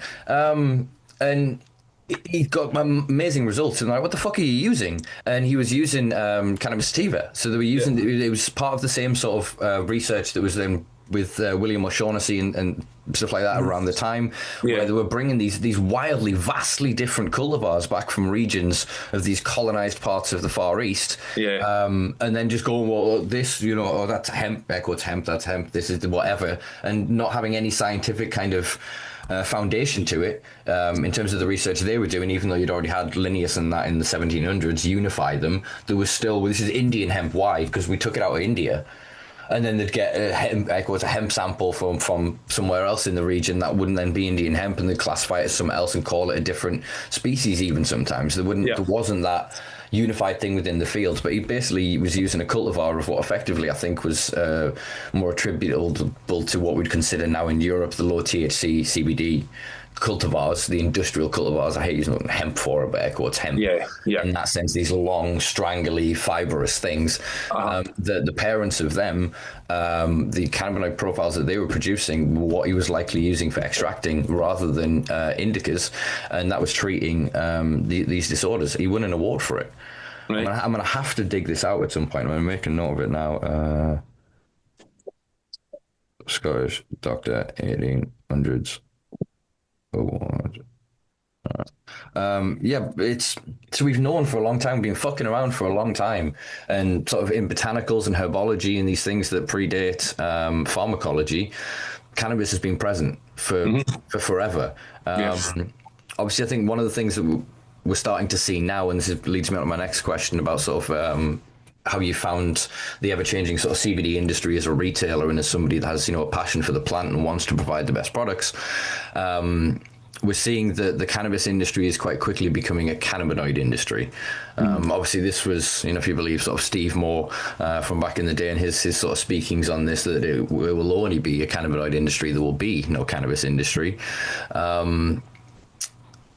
Like as someone that protects the plant, and basically we're seeing this thing towards a full synthesization. The production of cannabinoids are going to be classed as pharmaceutical. They will be put with standardized drugs to create therapies that can be patented, and that will replace entirely the industry that we have sort of created. So I just wanted to get kind of your experiences, your opinion, your thoughts on kind of where we're at, and, you know, what could we potentially do. It's a real fear, obviously. I mean, I try not to live my life in fear, and I just confident that no matter what happens, I'll be able to pivot and deal with it. But yeah, obviously, I'm very much sitting hoping that things don't go that fully synthesized or, you know, isolated route. Obviously, the whole reason I called my business the Entourage Effect is about, you know, how everything works better together. You know, whether that be cannabinoids, whether it be people coming together, working better, whole foods, everything intact. The whole is always better than the components in their in isolation. As Raphael McMillan, I hope I'm not totally bastardizing that. I was pronounced it Mashulam. I'm probably wrong though. Don't take it from me. I'm just comparing pronunciations. I know that. What is it? The language again? What modern Israeli? Is it Hebrew? Hebrew. Yeah, I know that's got a lot of that noise that we in Scotland. We use that a lot of that with our ochai the new and stuff like that. You know, so I just assumed that it was a machulam, but it could be either or. So, but either way, hopefully we're not completely slaughtering that name.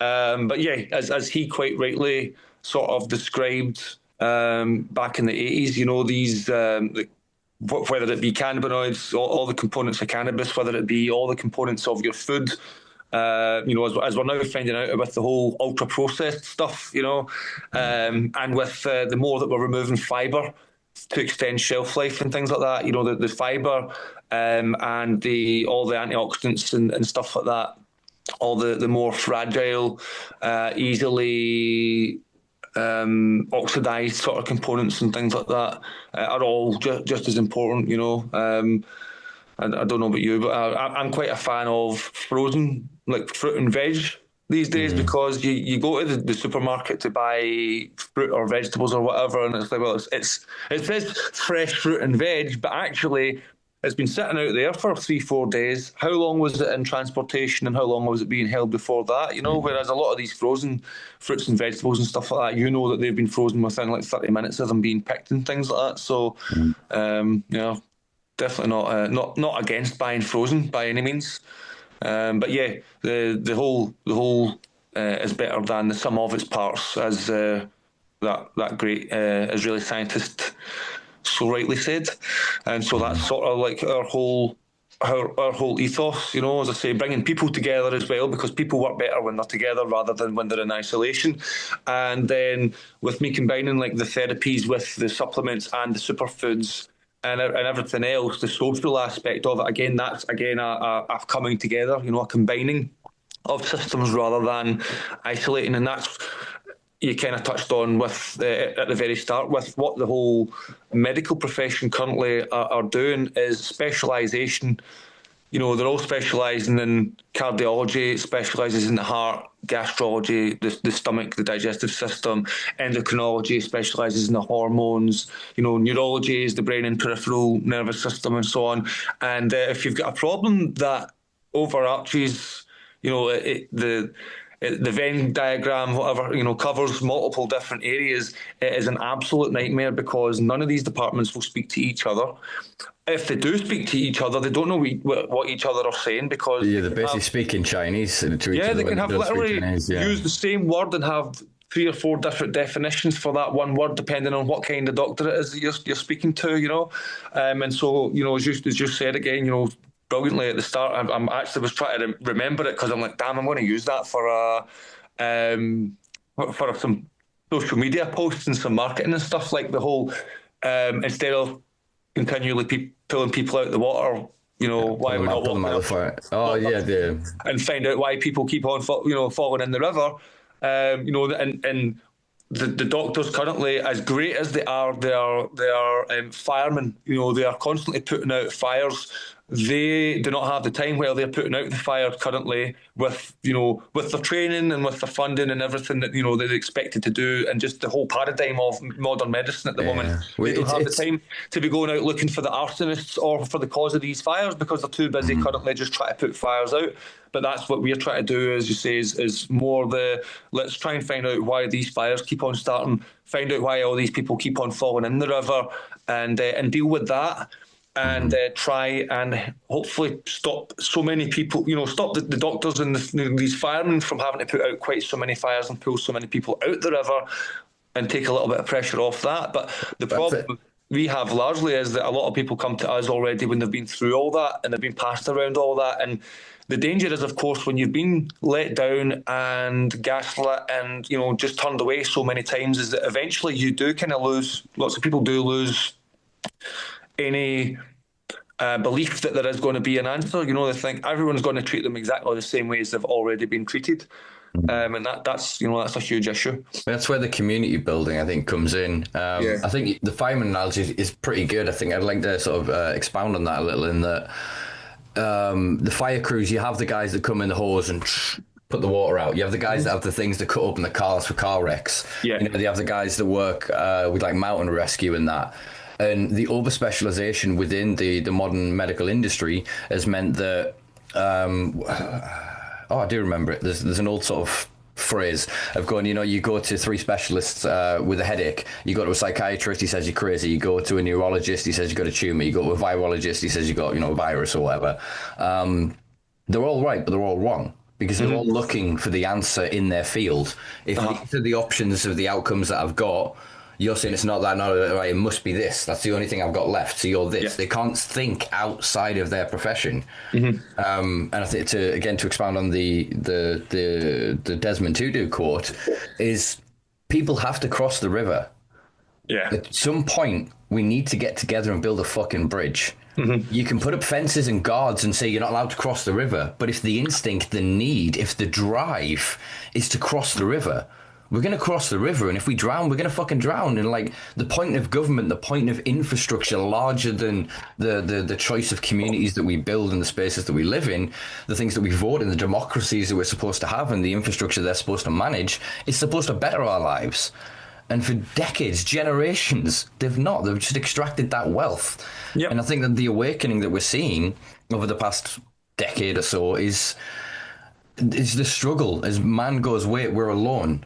And it's that meme, you know, the guy looking out the bus and he's looking out the window and it's wonderful, or the guy looking at the brick wall and he's sad. Yeah, it's like, that's the war that's happening in humanity right now. But the people who are isolating and going, we've got to fight, they're taking our shit's going to fall apart, everything's going to go to hell. And the others going, get the s'mores and fucking hot dogs and popcorn, it's ending.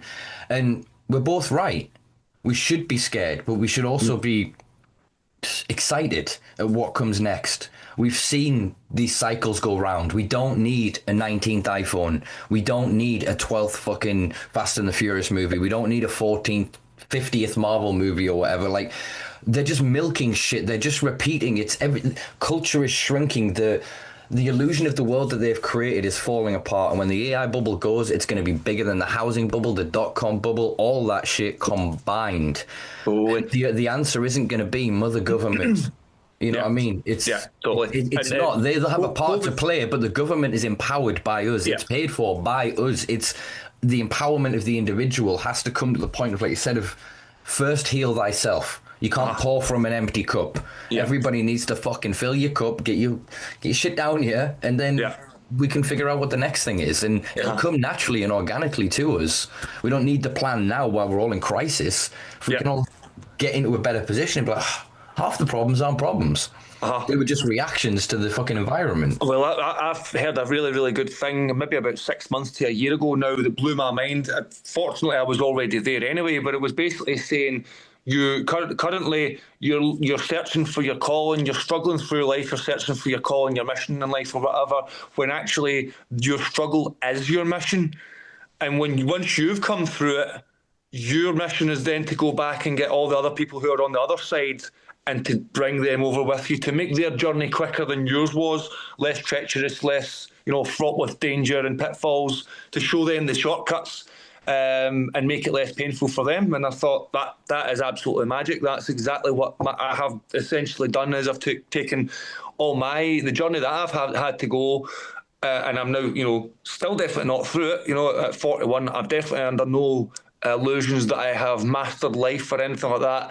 But I speak to a lot of people that come to the business in their 60s, 70s and 80s who tell me that I've got my shit figured out a lot more than they have currently at the age that I am now, and I'll do well if I continue on in the same sort of way that I have been.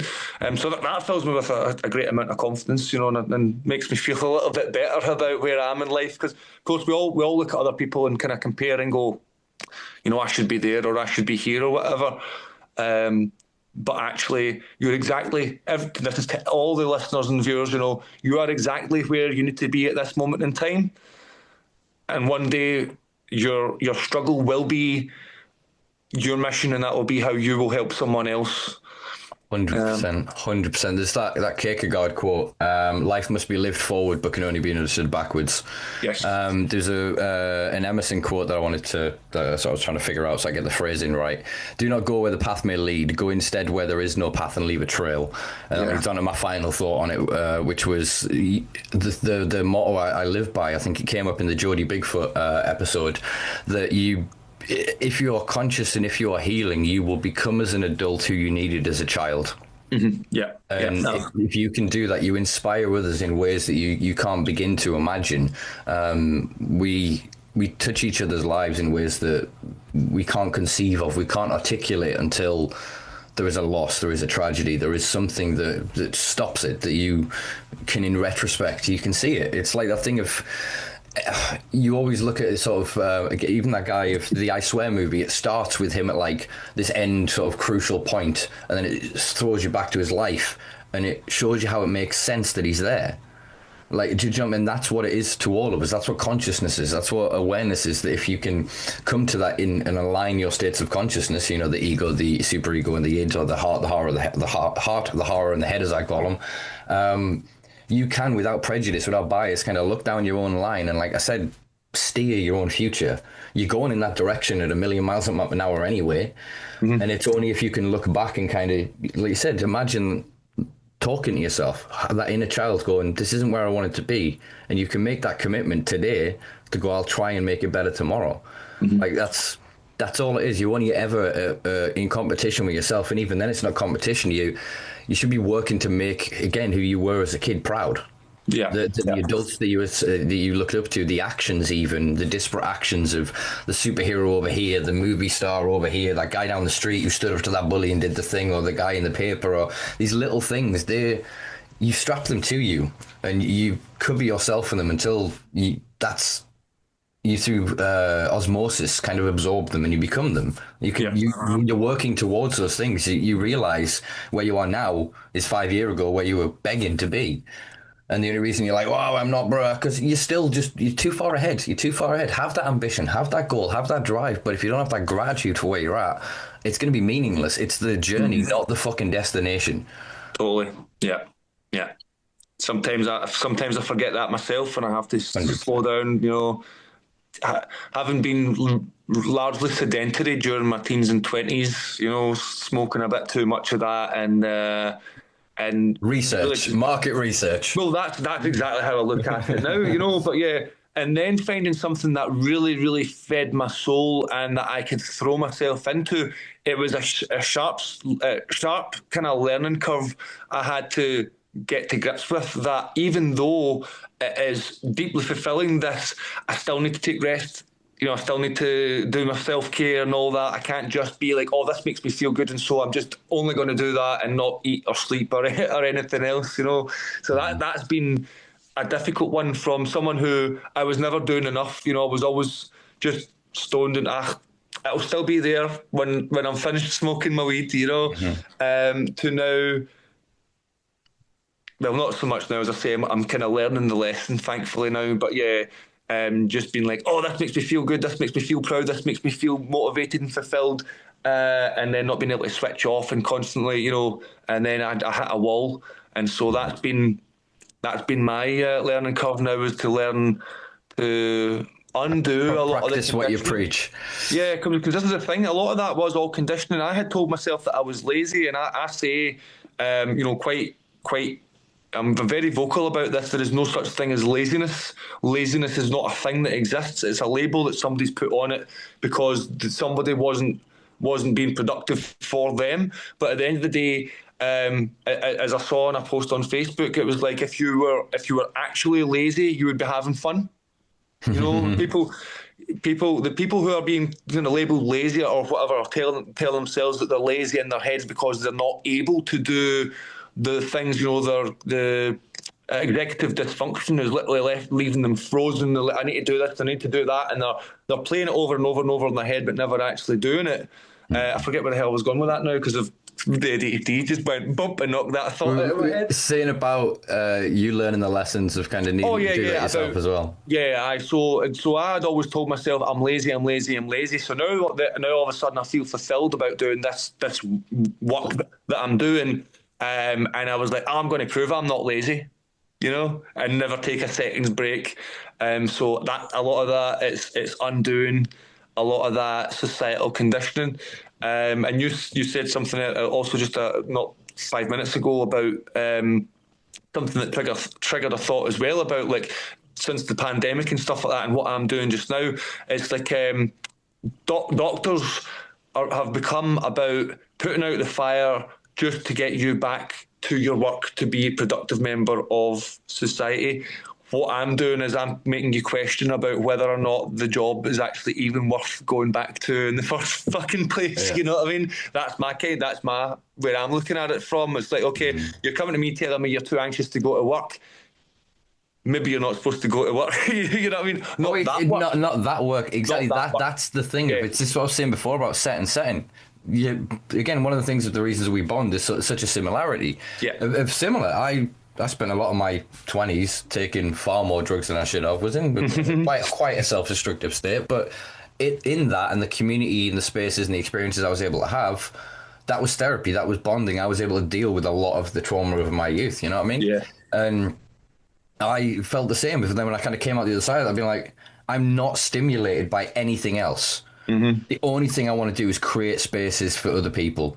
I want to bring people together, feel that shit and be a part of it and watch people connect. And then these people go off and start a business. These people go off and start another micro community. These do, facilitate, be part of that, to recognize that you are one of the candles of the thousands that lights the way. You are not the flame. You are a part of the thing. And having that humility of the thing, of going that it's the small thing. I'd rather have be built up by the opposite of the death of 1,000 cuts.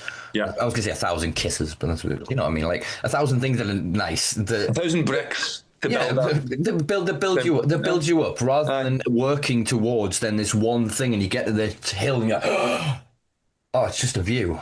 Aye. The only place to go is down. The boulder goes down the other side of the hill, and then you need to start all over again. Yeah, like whereas recognizing that there is no ceiling in those small acts, and it is the sum of the small acts that make life worth living. The butterfly effect, that chain reaction. There is infinite power within all of us. In the way you look at somebody could change the trajectory of their life or your life. The words that you speak have power. They have weight.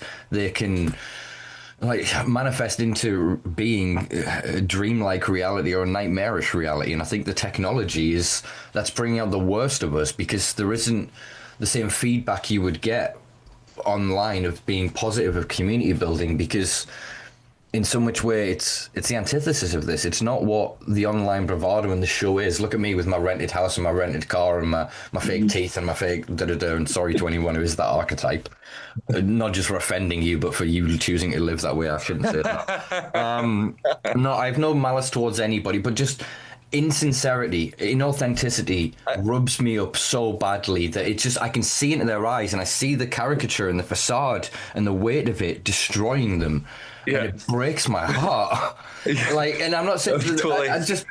If you need stuff to be the thing, I'm not saying I have no stuff and go live naked in the woods. I'm not saying that at all. Oh, I love some nice new equipment. You can't 100%. But new toys, add-ons, tools to your life. You can't then just go like, poof, that's what I am now. I'm my new car. It's like, no, you've got a new car. You're going to feel vapid and hollow fairly soon. You're going to come down off that. Whereas the highs from I don't know, I'm looking for it on the high street. Somebody's dropped something. There you go. Yeah. Stupid little shit like that. Do you know what I mean? It's like being the thing you would almost bully the skids, bullied the kids that would have got bullied when we were kids at school. The idea of, you're trying, or look at you, you're showing off, or goody two shoes, or da-da-da. Like, those cliched things, those small acts feel fucking amazing. I feel like that was a filter. That was a filter. That was a challenge. That was to test, are you really a good person? Are you performative? Are you going to risk being ridiculed and still go and do the right thing? Because I always say, the right thing's always the right thing, even if it's the difficult thing.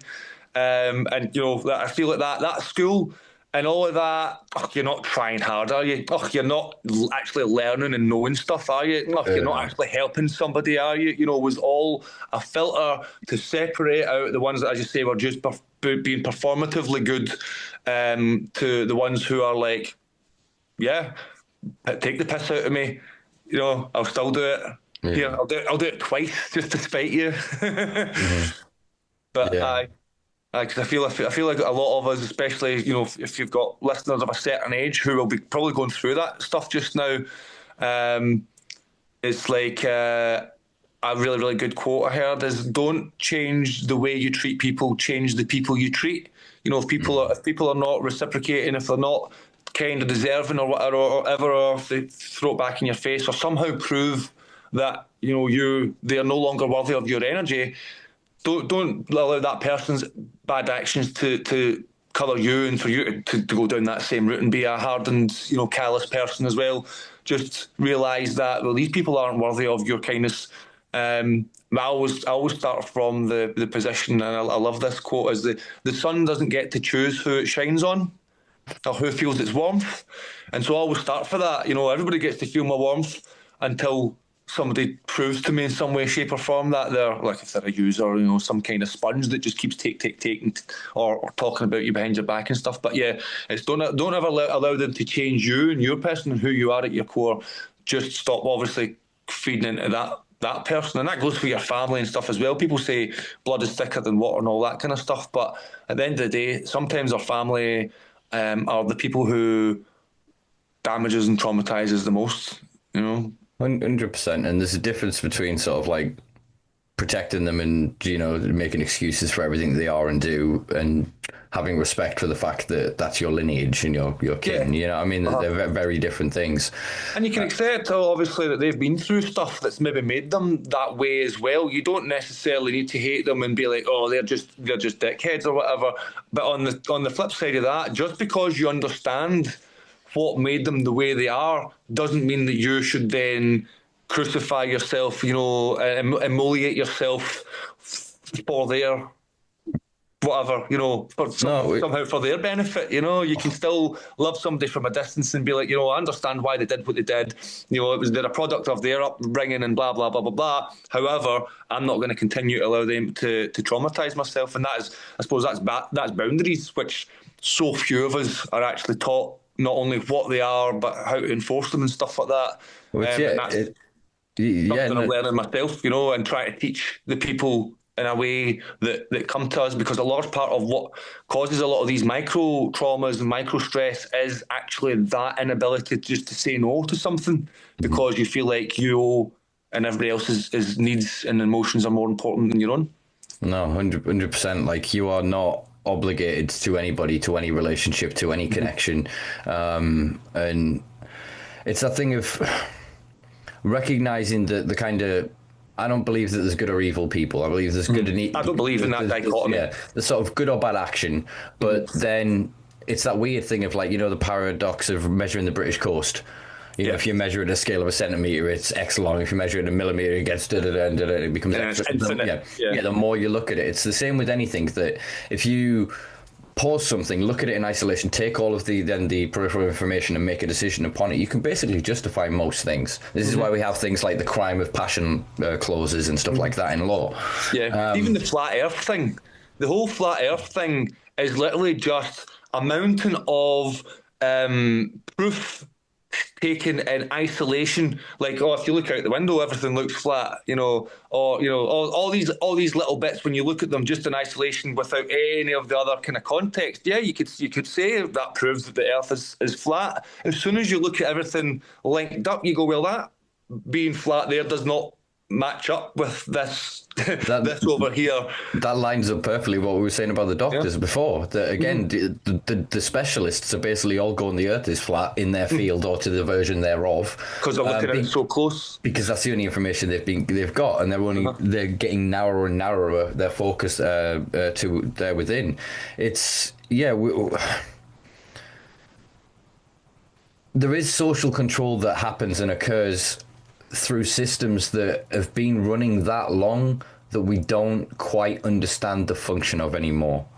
So we're starting, or some academics have started having a conversation about, back in the day, your teacher going, well, you're not going to have a calculator in your pocket all the time, so you're going to have to learn how to do these formulas. We're now moving to a position where the AI, anything is accessible anytime.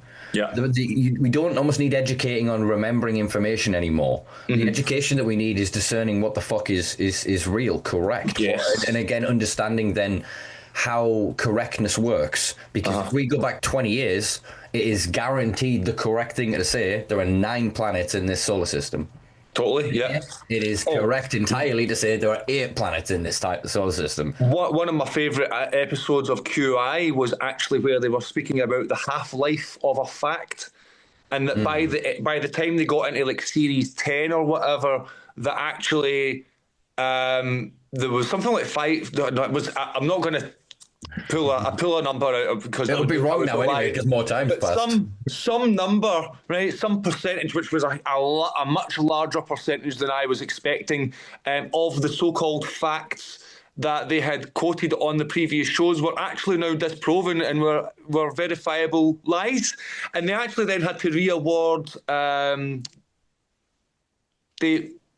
Davies was the guy. Alan Davies. Alan Davies. That's it. They had to re-award him all of the points that he got taken off when the klaxon went off. Yeah, because of actually a lot of these things were actually now correct. So yeah, exactly like you say, something that was a complete verified, accepted fact at one time which sometime later might not be. And yeah, the world is not this Yeah, like we concrete. 100%, and you can see certain things of like emotional attachments. This might seem like a weird kind of analogy, but in my head it makes sense, and I'm a victim to it as well.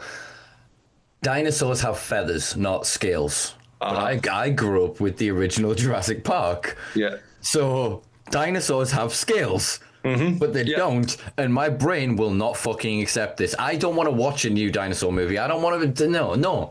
And it's that emotional attachment to a concept. Do you know what I mean? You can extrapolate from that what I'm saying of all these larger things, why you can see, not to again excuse that relative that we imagined we were talking of before, different reasons for people's actions, but that emotive connection to a belief. And it's not that I believe they have scales.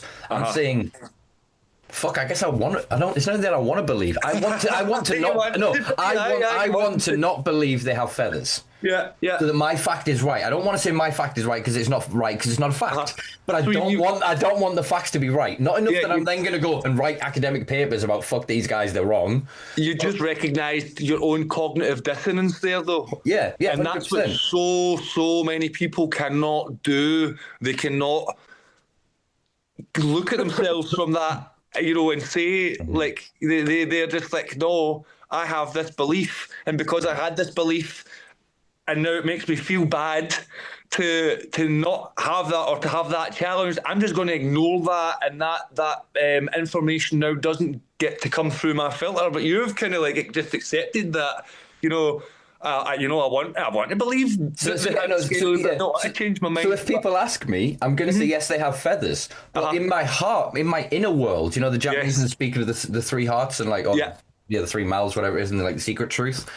Like in my secret truth, that they are, because I have that emotional attachment to that movie as a kid and to what that meant to me. Do you know what I mean? Yeah. And so I guess I'm maybe I've taken enough drugs and had enough out-of-body experiences and whatever else that I feel that's the mark of intelligence, is to be able to hold contradictory and difficult information and to be able to still rationalize, so that I know what the truth is. I know what I want it to kind of, I wish it was in that weird way as we were describing, but I know that then my reality has to be based on what the fact is. I can have my emotional attachment, and you're seeing this so much with what's happening with the breaking down of culture and society. I mean, Gorton and Denton in Manchester is about to be a referendum on the Labour Party. If the Labour come in third, we're effectively looking at the collapse of the British parliamentary classic system. I mean, like Plaid Cymru, you're looking like they're going to take fucking Wales. SNP, if they get that high enough majority, and if there's enough of a collapse in other national parties like the Conservatives and Labour, could very well get it.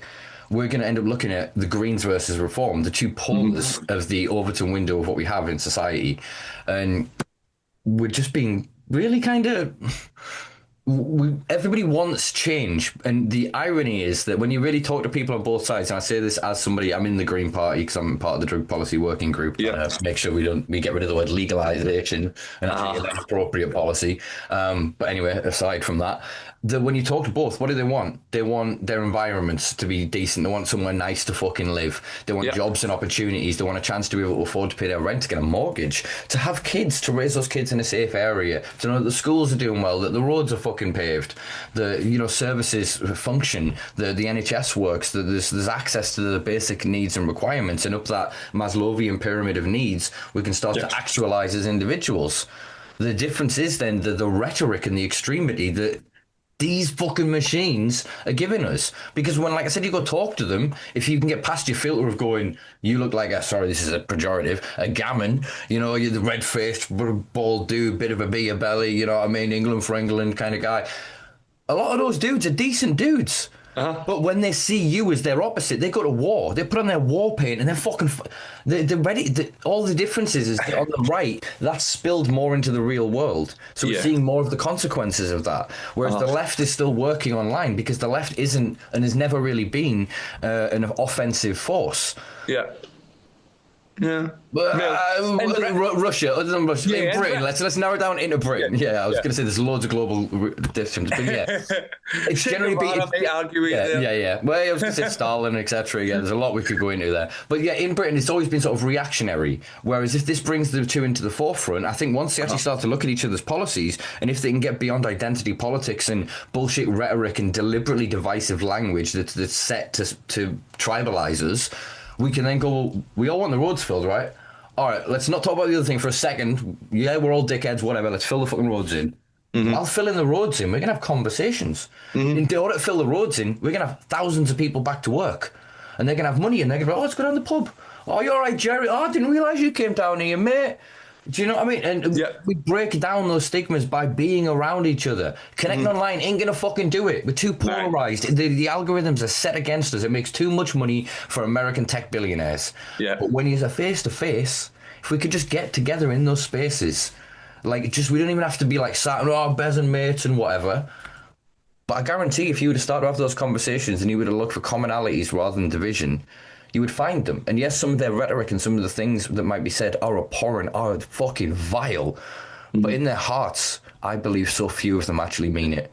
Totally. Like so many of the Nazis became Nazis, not because they were Nazis, but because that's the way the fucking winds were blowing, and they were like, I don't want to stand against the thing. I don't want to put against the wall and shot. And they just became caught up to it. They're seeing the winds change and going, an opportunity going, and they believe the rhetoric. They actually believe if we push all them off, our lives get better. Without getting as you said, most of them don't believe it in a way that, like, they believe it about this mannequin that we talked about at the start. This dehumanised figure, As soon as you say to them, well, what about Mohammed down at the tandoori?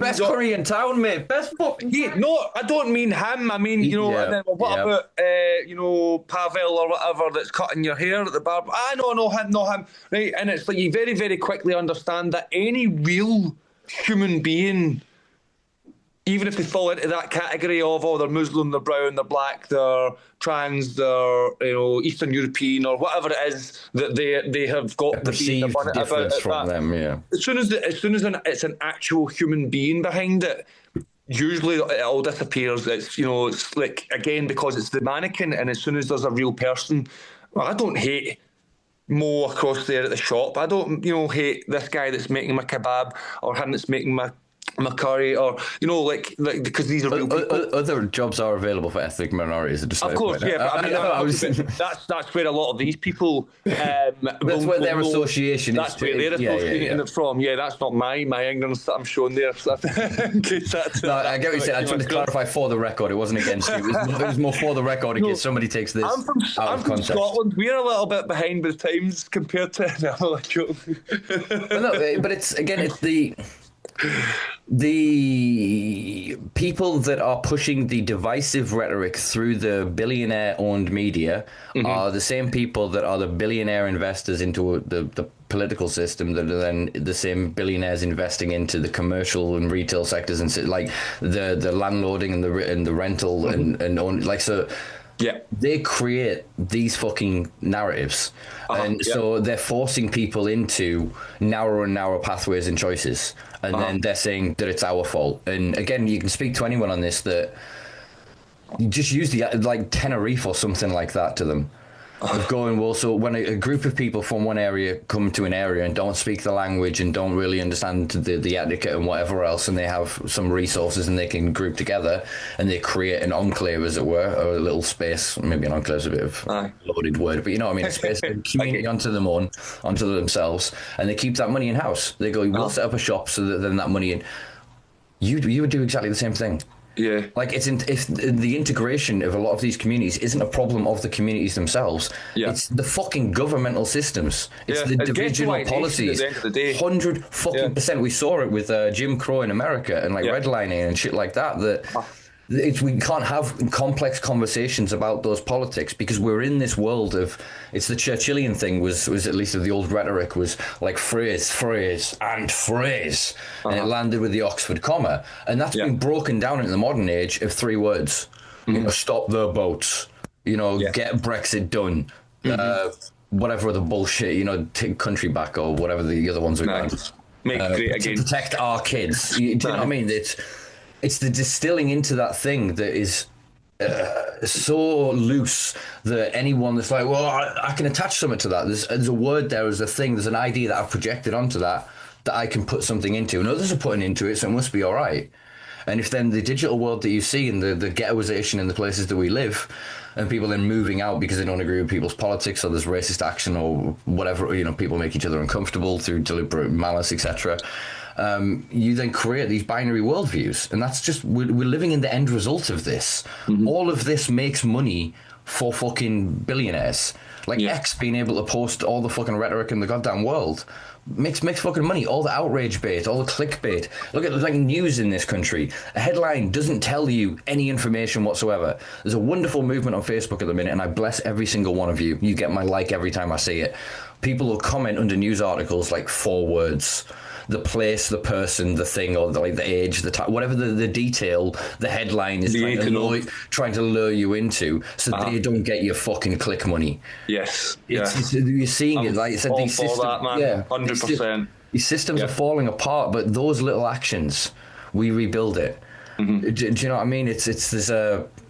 I mean, granted, there's a lot going on, say, with the modern Black Panther movement, although it's just changed its name to the Black Lion Party for Global Solidarity, I think is their new name.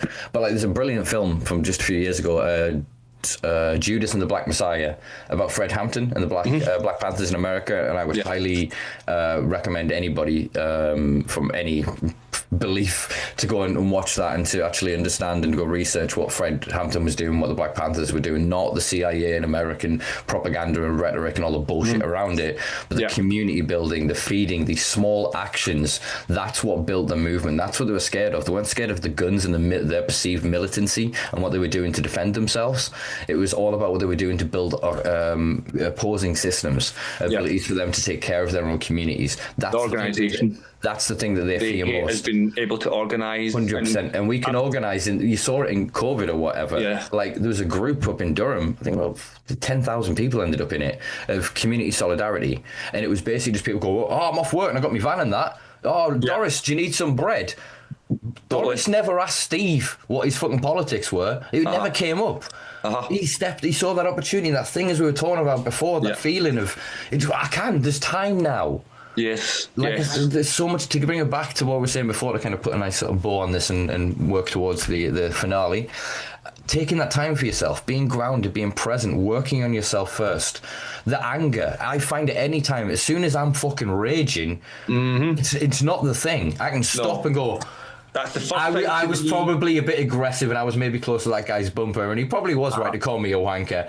Yeah. But initially, I'm like, I'm entitled. It's my... and as soon as you do, learning that thing, I go, and thinking about it. Because as soon as you do, you create a new neurological pathway that next time a similar event occurs in your life, instead of jumping to the rage point because you've got no pathways to connect to, you go back to that memory and go, I'm going to chill.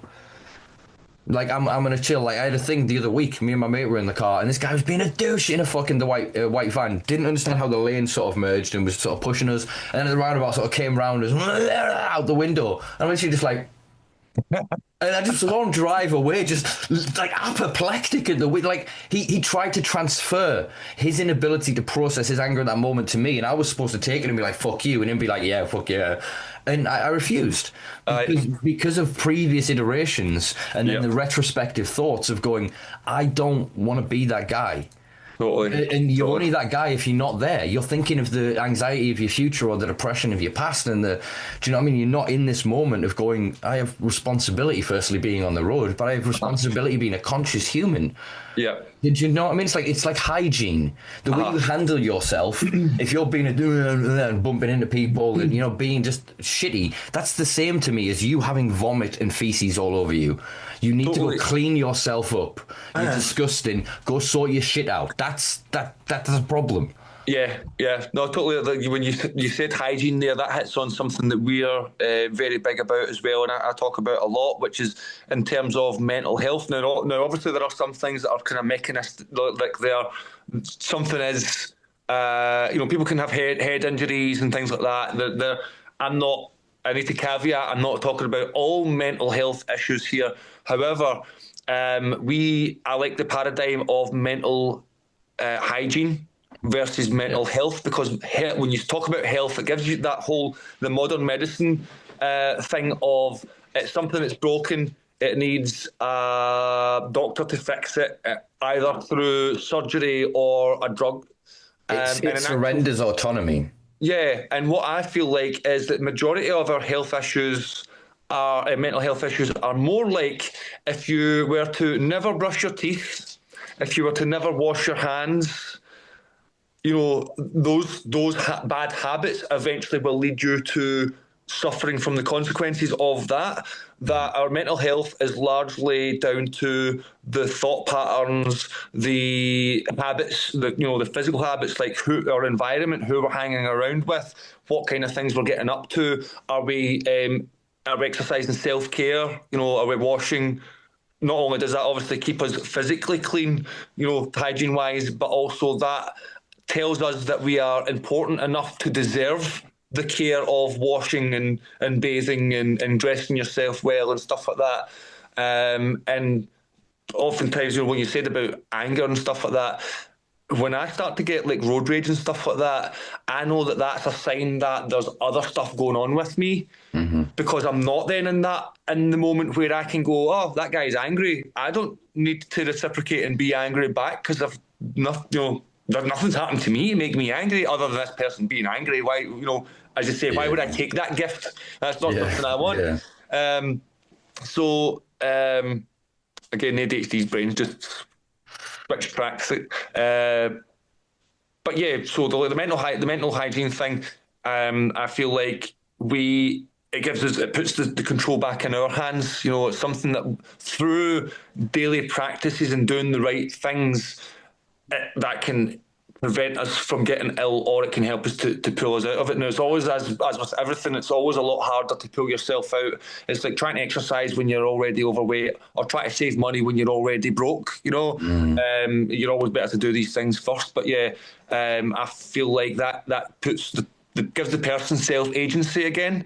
That, right, this is something that I got myself to this place through, neglecting all these aspects of my mental hygiene, by basically going back and kind of restoring all of these things. I can kind of claw some semblance of my past self back. And of course, we never ever get back to our old self again, because we always then have the experience that we gained through that process. So I always come out the other end. I don't want to say we always come out stronger. What doesn't kill us makes us stronger, because, more experience. Trauma can definitely break us. But yeah, we're older and wiser, if not stronger. So yeah, I completely agree. I think one of the points that I'd add that I think was something it took me a while to understand, and I think it puts off so many people, is mental hygiene doesn't have to be positive action per se. It can be harm reductive. Yeah. If you then can look around and you go, I shouldn't be doing, I should this, I shouldn't, and you can identify all those things, and you don't have the strength or the capacity in that moment, in that day, you can plot and plan toward the future, but you can also then go, well, what if I did one less? Yeah. What if I substituted this for this? What if I did it? And just with curiosity and compassion, approach yourself in the same which way you would a loved one that through no fault of their own ended up in a situation where they had to rebuild what is care. Yeah. Like that self-compassion again. Yeah. And if you can, like you said, it is a good exercise to see yourself as a younger person, whatever age you want to put it. If you're 70 and you want to look at yourself as 20 or whatever, as long as it's something of an earlier state of you that you can see it honestly. You can see the vulnerability and the fragility in it, and you'll see the strengths that you've gained, and you'll be able to, if you can be honest enough with yourself, see the weaknesses that you still want to work on. And it's a never-ending journey. There was a book I can't remember, was it a Japanese author? German author, I think it was. It was like written before 1984 and whatever. It was about like the future and like people losing autonomy and identity and whatever. Yeah. There's a quote in that of saying that there is no final revolution. The revolutions are forever. Yeah. And that's true of the individual as it is of the wider society in the world, that totally. It's the samsara, the wheel of suffering, the Buddhist kind of, belief system. Yeah. You can break those cycles, but you always find yourself back on the rack, as it were, back on that wheel, because that is the the wonderful gift and the tragedy of human consciousness that you will achieve and you'll be given another option. It's like Candy Crush. They're into fucking N level. Like you can work on these bars. You can go away and I spent 30 years doing this field and getting all this stuff. Like there's a guy that's just left, I can't remember which AI company it was, and he's going to write poetry. Granted, he's probably got 10 plus million in the bank so he can afford to, but you can just make that dramatic change. You know, anybody can, any which way. Just because you've been to today what you think or believe that yourself to be doesn't mean that tomorrow you can't start the steps towards it. You know, you can. It's a Japanese concept of like 1% better each day. Yeah, you know, that mastery comes through perseverance, and that perseverance is it's self-motivated. And like I said, without that hygiene, then without an understanding of how the systems are in some way useful to us through convenience, etc., and through access, but are ultimately geared towards profit over wellness, over your longevity, over your health, over your individuality. And if you can take responsibility from that, you can do this wonderful dance with the system. And I think that's the thing that I hope people take most from this, is that they have the power within themselves to take the little steps, and then they can reach out to places like yourself to find others with similar interests. I mean, as you were saying before, of like younger people that don't try to be a lighthouse to others to attract people with what you are not, because you will not then be happy with the people around you. Attract the people to you by being yourself, because those people are responding to who you really are, and in the times of trouble they will be there. The people that are only there in the good times, the fair weather fans of your existence, I'm not saying isolate them at all. Have as many connections as you want in the world, but forge a few. A handful is all that any of us need, really, of people that truly know who the fuck you are, that can hold you accountable. And that if you go to them and go, I need you to, in a week, kick me about this, they will. Like, that's what we need. And they'll have that trust in you, and you'll help them. And through a wave, it moves through the culture, and hopefully, sounds so naive with this, but that's my honest belief. It's through individual action we change the fucking world. I'm a firm believer you need to be delusionally optimistic to achieve anything in this world. You know, if you're really, because they say that people with depression are not delusional. People with depression are hyper not realistic wasn't the word I was looking for, but people with depression score really high on aptitude tests and perception. They have a really strong awareness of what the fuck is going on. I mean, really, to be honest, if you look at the world and everything's going on around about you, that matches up. You know, if you're actually paying attention, you're going to be fucking depressed. You know, you need to actively try and kind of not obviously ignore, because that's avoidance, but you know, you need to obviously accept that what's going on is the stuff that you can't. The things that you can't change, is the old prayer goes. I suppose it's the whole principle of Buddhism, again, bringing it back to that, since you mentioned that. But let go of that which you cannot change, and focus your energies on what you can. So somebody's quote's just come up, and I'm going to butcher this. It's an Indian name. Jiddu Krishna Muratu said, "It is no measure of health to be well adjusted to a profoundly sick society." Yes. But that's not to say that we should all just linger in our depression, as you said. I think there is. We need that optimism, that whether it be delusional, we can start as delusional, but then it becomes intentional. So. Well, the thing for me, meditation, going looking at flowers, going into nature, finding books that you were interested in, or a specific subject or topic or whatever, Yeah. Well, the way I would put it, though, is that none of us have a magic crystal ball. None of us, as far as I know, have extrasensory perception. So none of us can actually tell the future. So if whether you are being optimistic or whether you're being pessimistic, it's all delusional, because you have no way of knowing one way or the other. So unless you are completely like, I have no beliefs one way or the other about the future, then if you're optimistic or you're pessimistic, either outlook is a delusional one, because you've got, it's coming from without any kind of factual basis. However, when you are optimistic and you're always looking out for the good things, you notice them more. You also tend to be happier already, and you spread that happiness. You have that magnetism. People are attracted to that happiness, whereas when you're pessimistic all the time, you become really, really miserable to hang around with. You will see all the bad things that are happening. You have that kind of brutal realism, or like you're seeing everything exactly as it is, but that doesn't necessarily mean that you can predict how the future is going to go. So for you to say, "Oh, the future is going to be grim because everything is just currently grim," that's you making a decision on that, and you're going to notice, like when you get a new car, and then all of a sudden you see that type of car everywhere. You see what you look for. So 100%. Definitely that by being delusionally optimistic, you create all these opportunities, and that's very much something I have experienced. Some people call it manifestation and stuff. I don't think that you just think of something and it manifests, but I very much believe in the power of when you are constantly looking towards and moving towards and putting energy towards something, you will notice the opportunities when they arise. You will take take the opportunity when it's available, whereas the opportunity could go right past your nose when you're in that pessimistic mode.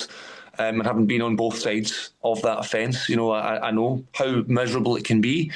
And every now and again, I need to remind myself, right, how much is this benefiting you, Ross, to be this brutally realist? Could you do with a little bit of kind of delusion in your life? No, it's the yin and the yang. It's what you were kind of describing before of like the burnout. If you need to take action to build up your positive side, and you need to take action to quell your negative side. The Cherokee proverb of the two wolves inside of you. One is darkness, one is light.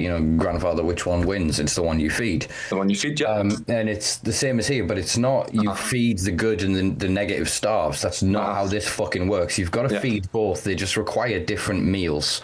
Yes. You have to be aware of what is happening in the world. Acknowledgement. Because you can't live an informed existence if you don't, like you said, acknowledge, and I use the term like radical acceptance. Yeah. It is what it is. It may break my soul, but it is. Totally. I may be indifferent to it, but it is. It may be whatever, it is. Yes. Having that awareness grants you into something. Then in terms of then feeding the other wolf, the dark wolf, that is your mental hygiene. That is the relationships that you connect with. That is the career you choose. And I don't mean that in terms of employment, but we're all working towards a portfolio of a back catalogue of our work in a field. We might not see it, but in retrospect, it'll all make sense. Like you said, that you were in this, I was healing and community building, and you didn't recognize you were doing that. You just got a job here and a job there and started this and went this. Yeah. We're all in those spaces. So if you can bring into balance all of these things, you're winning. It's not the watch on your wrist or the price of your fucking house or how many holidays you take. It's, do you sleep well? Do you wake up with a sense of optimism and hope for the future? Like, while still knowing what the fucking hell is going on? Like, that's a superpower. If you can truly see the world as is, but taking the steps towards knowing that you are one within all, and that you've got to do what you can do to take care of yourself, that's the best thing you can hope for. And like I said, if we can all move towards being the best we are, society organically, naturally comes to reflect who we are. We can't change the world. All we can do is change ourselves at the end of the day. I've raged at the state of the world for a large chunk of my childhood and some of my adulthood as well, and it never got me anywhere, and it didn't change the world. Got me in a lot of arguments, probably gave me a lot of grey hairs, but at the end of the day, you can't change other people's actions. And getting angry at it doesn't change it and doesn't make anything any better. All you can do is change yourself at the end of the day. It's the only bit of the universe you really have full control over is this little space in here. 100%. I think we will wrap up here then. Where can people follow you, keep up with articles that you're writing? Where can they get information about what services you provide, etc.? So we're on Facebook and Instagram at TEE Lanark. and on TikTok at the Entourage Effect Cafe. But if you search the Entourage Effect, I should come up there anyway. You'll see a little geometric. Some links below as well. Yeah, well, I will stick it in the caption below on that. Our website is theentourageeffectuk.com.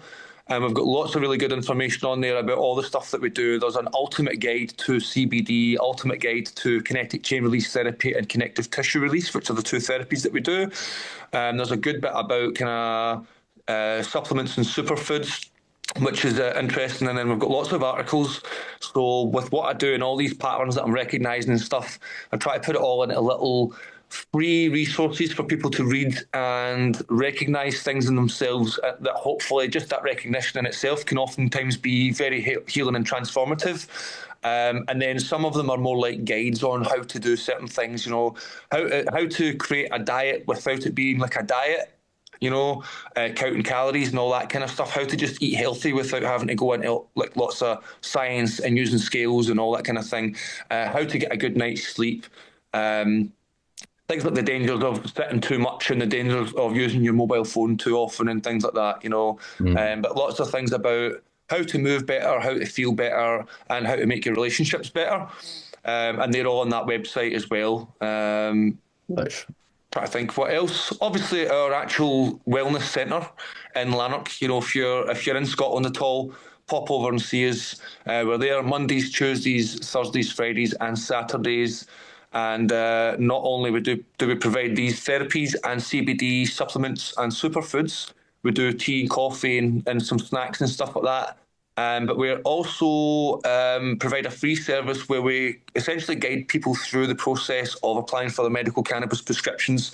We also have a variety of different vaporizers, all the way from the old classic Volcano through to the Ruby Twist ball vape. And anyone who's interested in finding out more, or if they've got a prescription, you can come along and actually try them all out. We'll guide you through the process. And of course, once you get your prescription, you can come in and you can use your prescription in-house and get all the advice and support and all that and the community that you need, that you might be missing. Because of course, whether you are an old legacy market cannabis user, a consumer or patient, or you're just new to it, both being a cannabis consumer in itself and also being neurodivergent and having like chronic conditions and chronic pain can all be hugely isolating. And there's a lot of stigma around a lot of these things. So this is a place where you don't need to feel that stigma. You can come along, you can be your little neurodivergent self, you can moan about your medical conditions. There will be people there who feel the way you feel, who've had similar experiences to yourself, who are all cannabis patients, who are all neurodivergent, who all talk over each other and interrupt each other. But nobody judges each other. We're all just ourselves and can be ourselves without having to mask and put on some sort of facade or persona, and come and just be safe and be comfortable and make some new friends and stuff like that. And you don't actually need to purchase anything. You can come along just to find out more information. We do have like free toilet, free Wi-Fi, a free personal development library for you to peruse, full of great books like The Body Keeps the Score, The Power of Now, The Art of Happiness, and things like that, which are, I'm sure, a few titles you might recognise, which are life-changing for some people, and certainly helped me get to where I am now.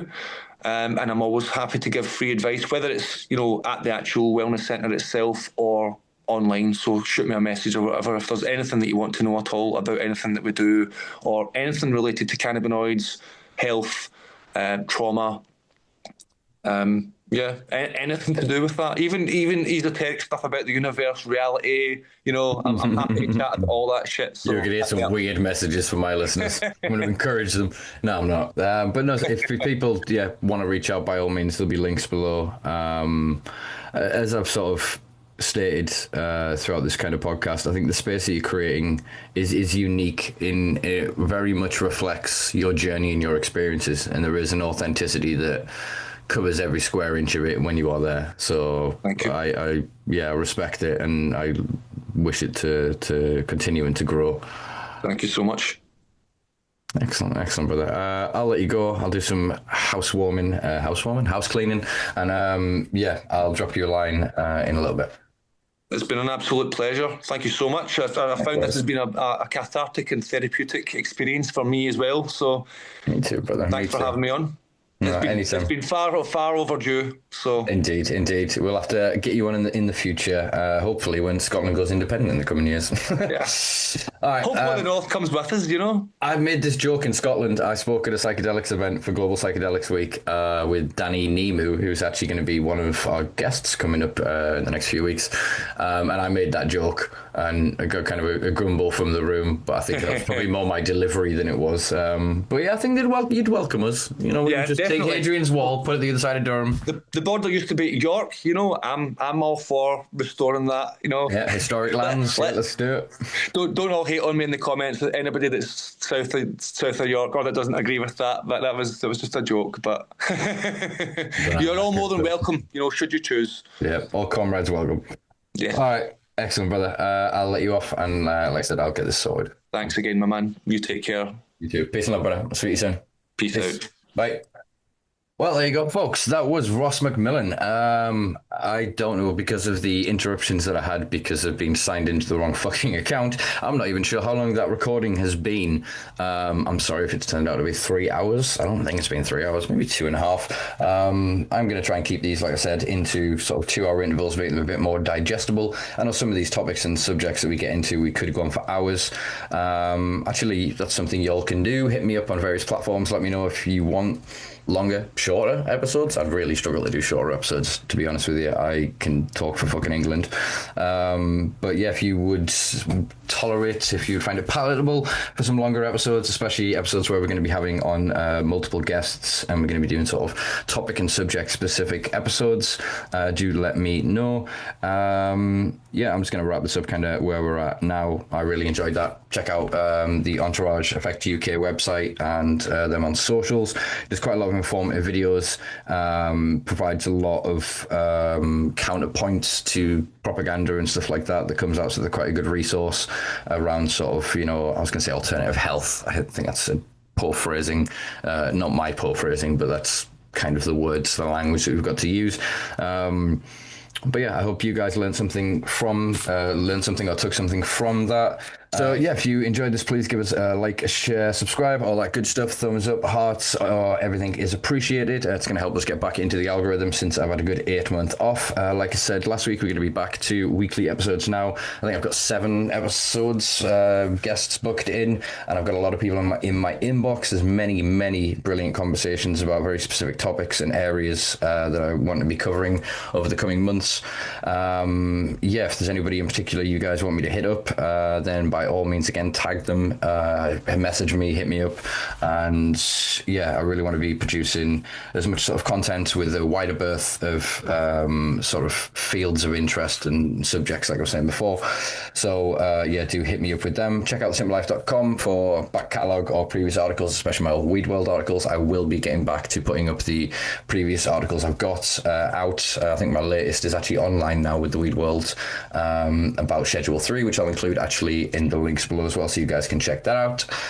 Check us out on socials at the Simpa Life Podcast, and yeah, stay beautiful, be good to each other, and I will see you next week with, I don't know, somebody. It'll be awesome. You'll love it. All right, peace and love.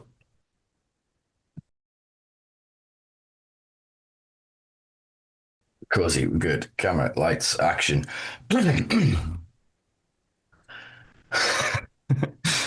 I'm good.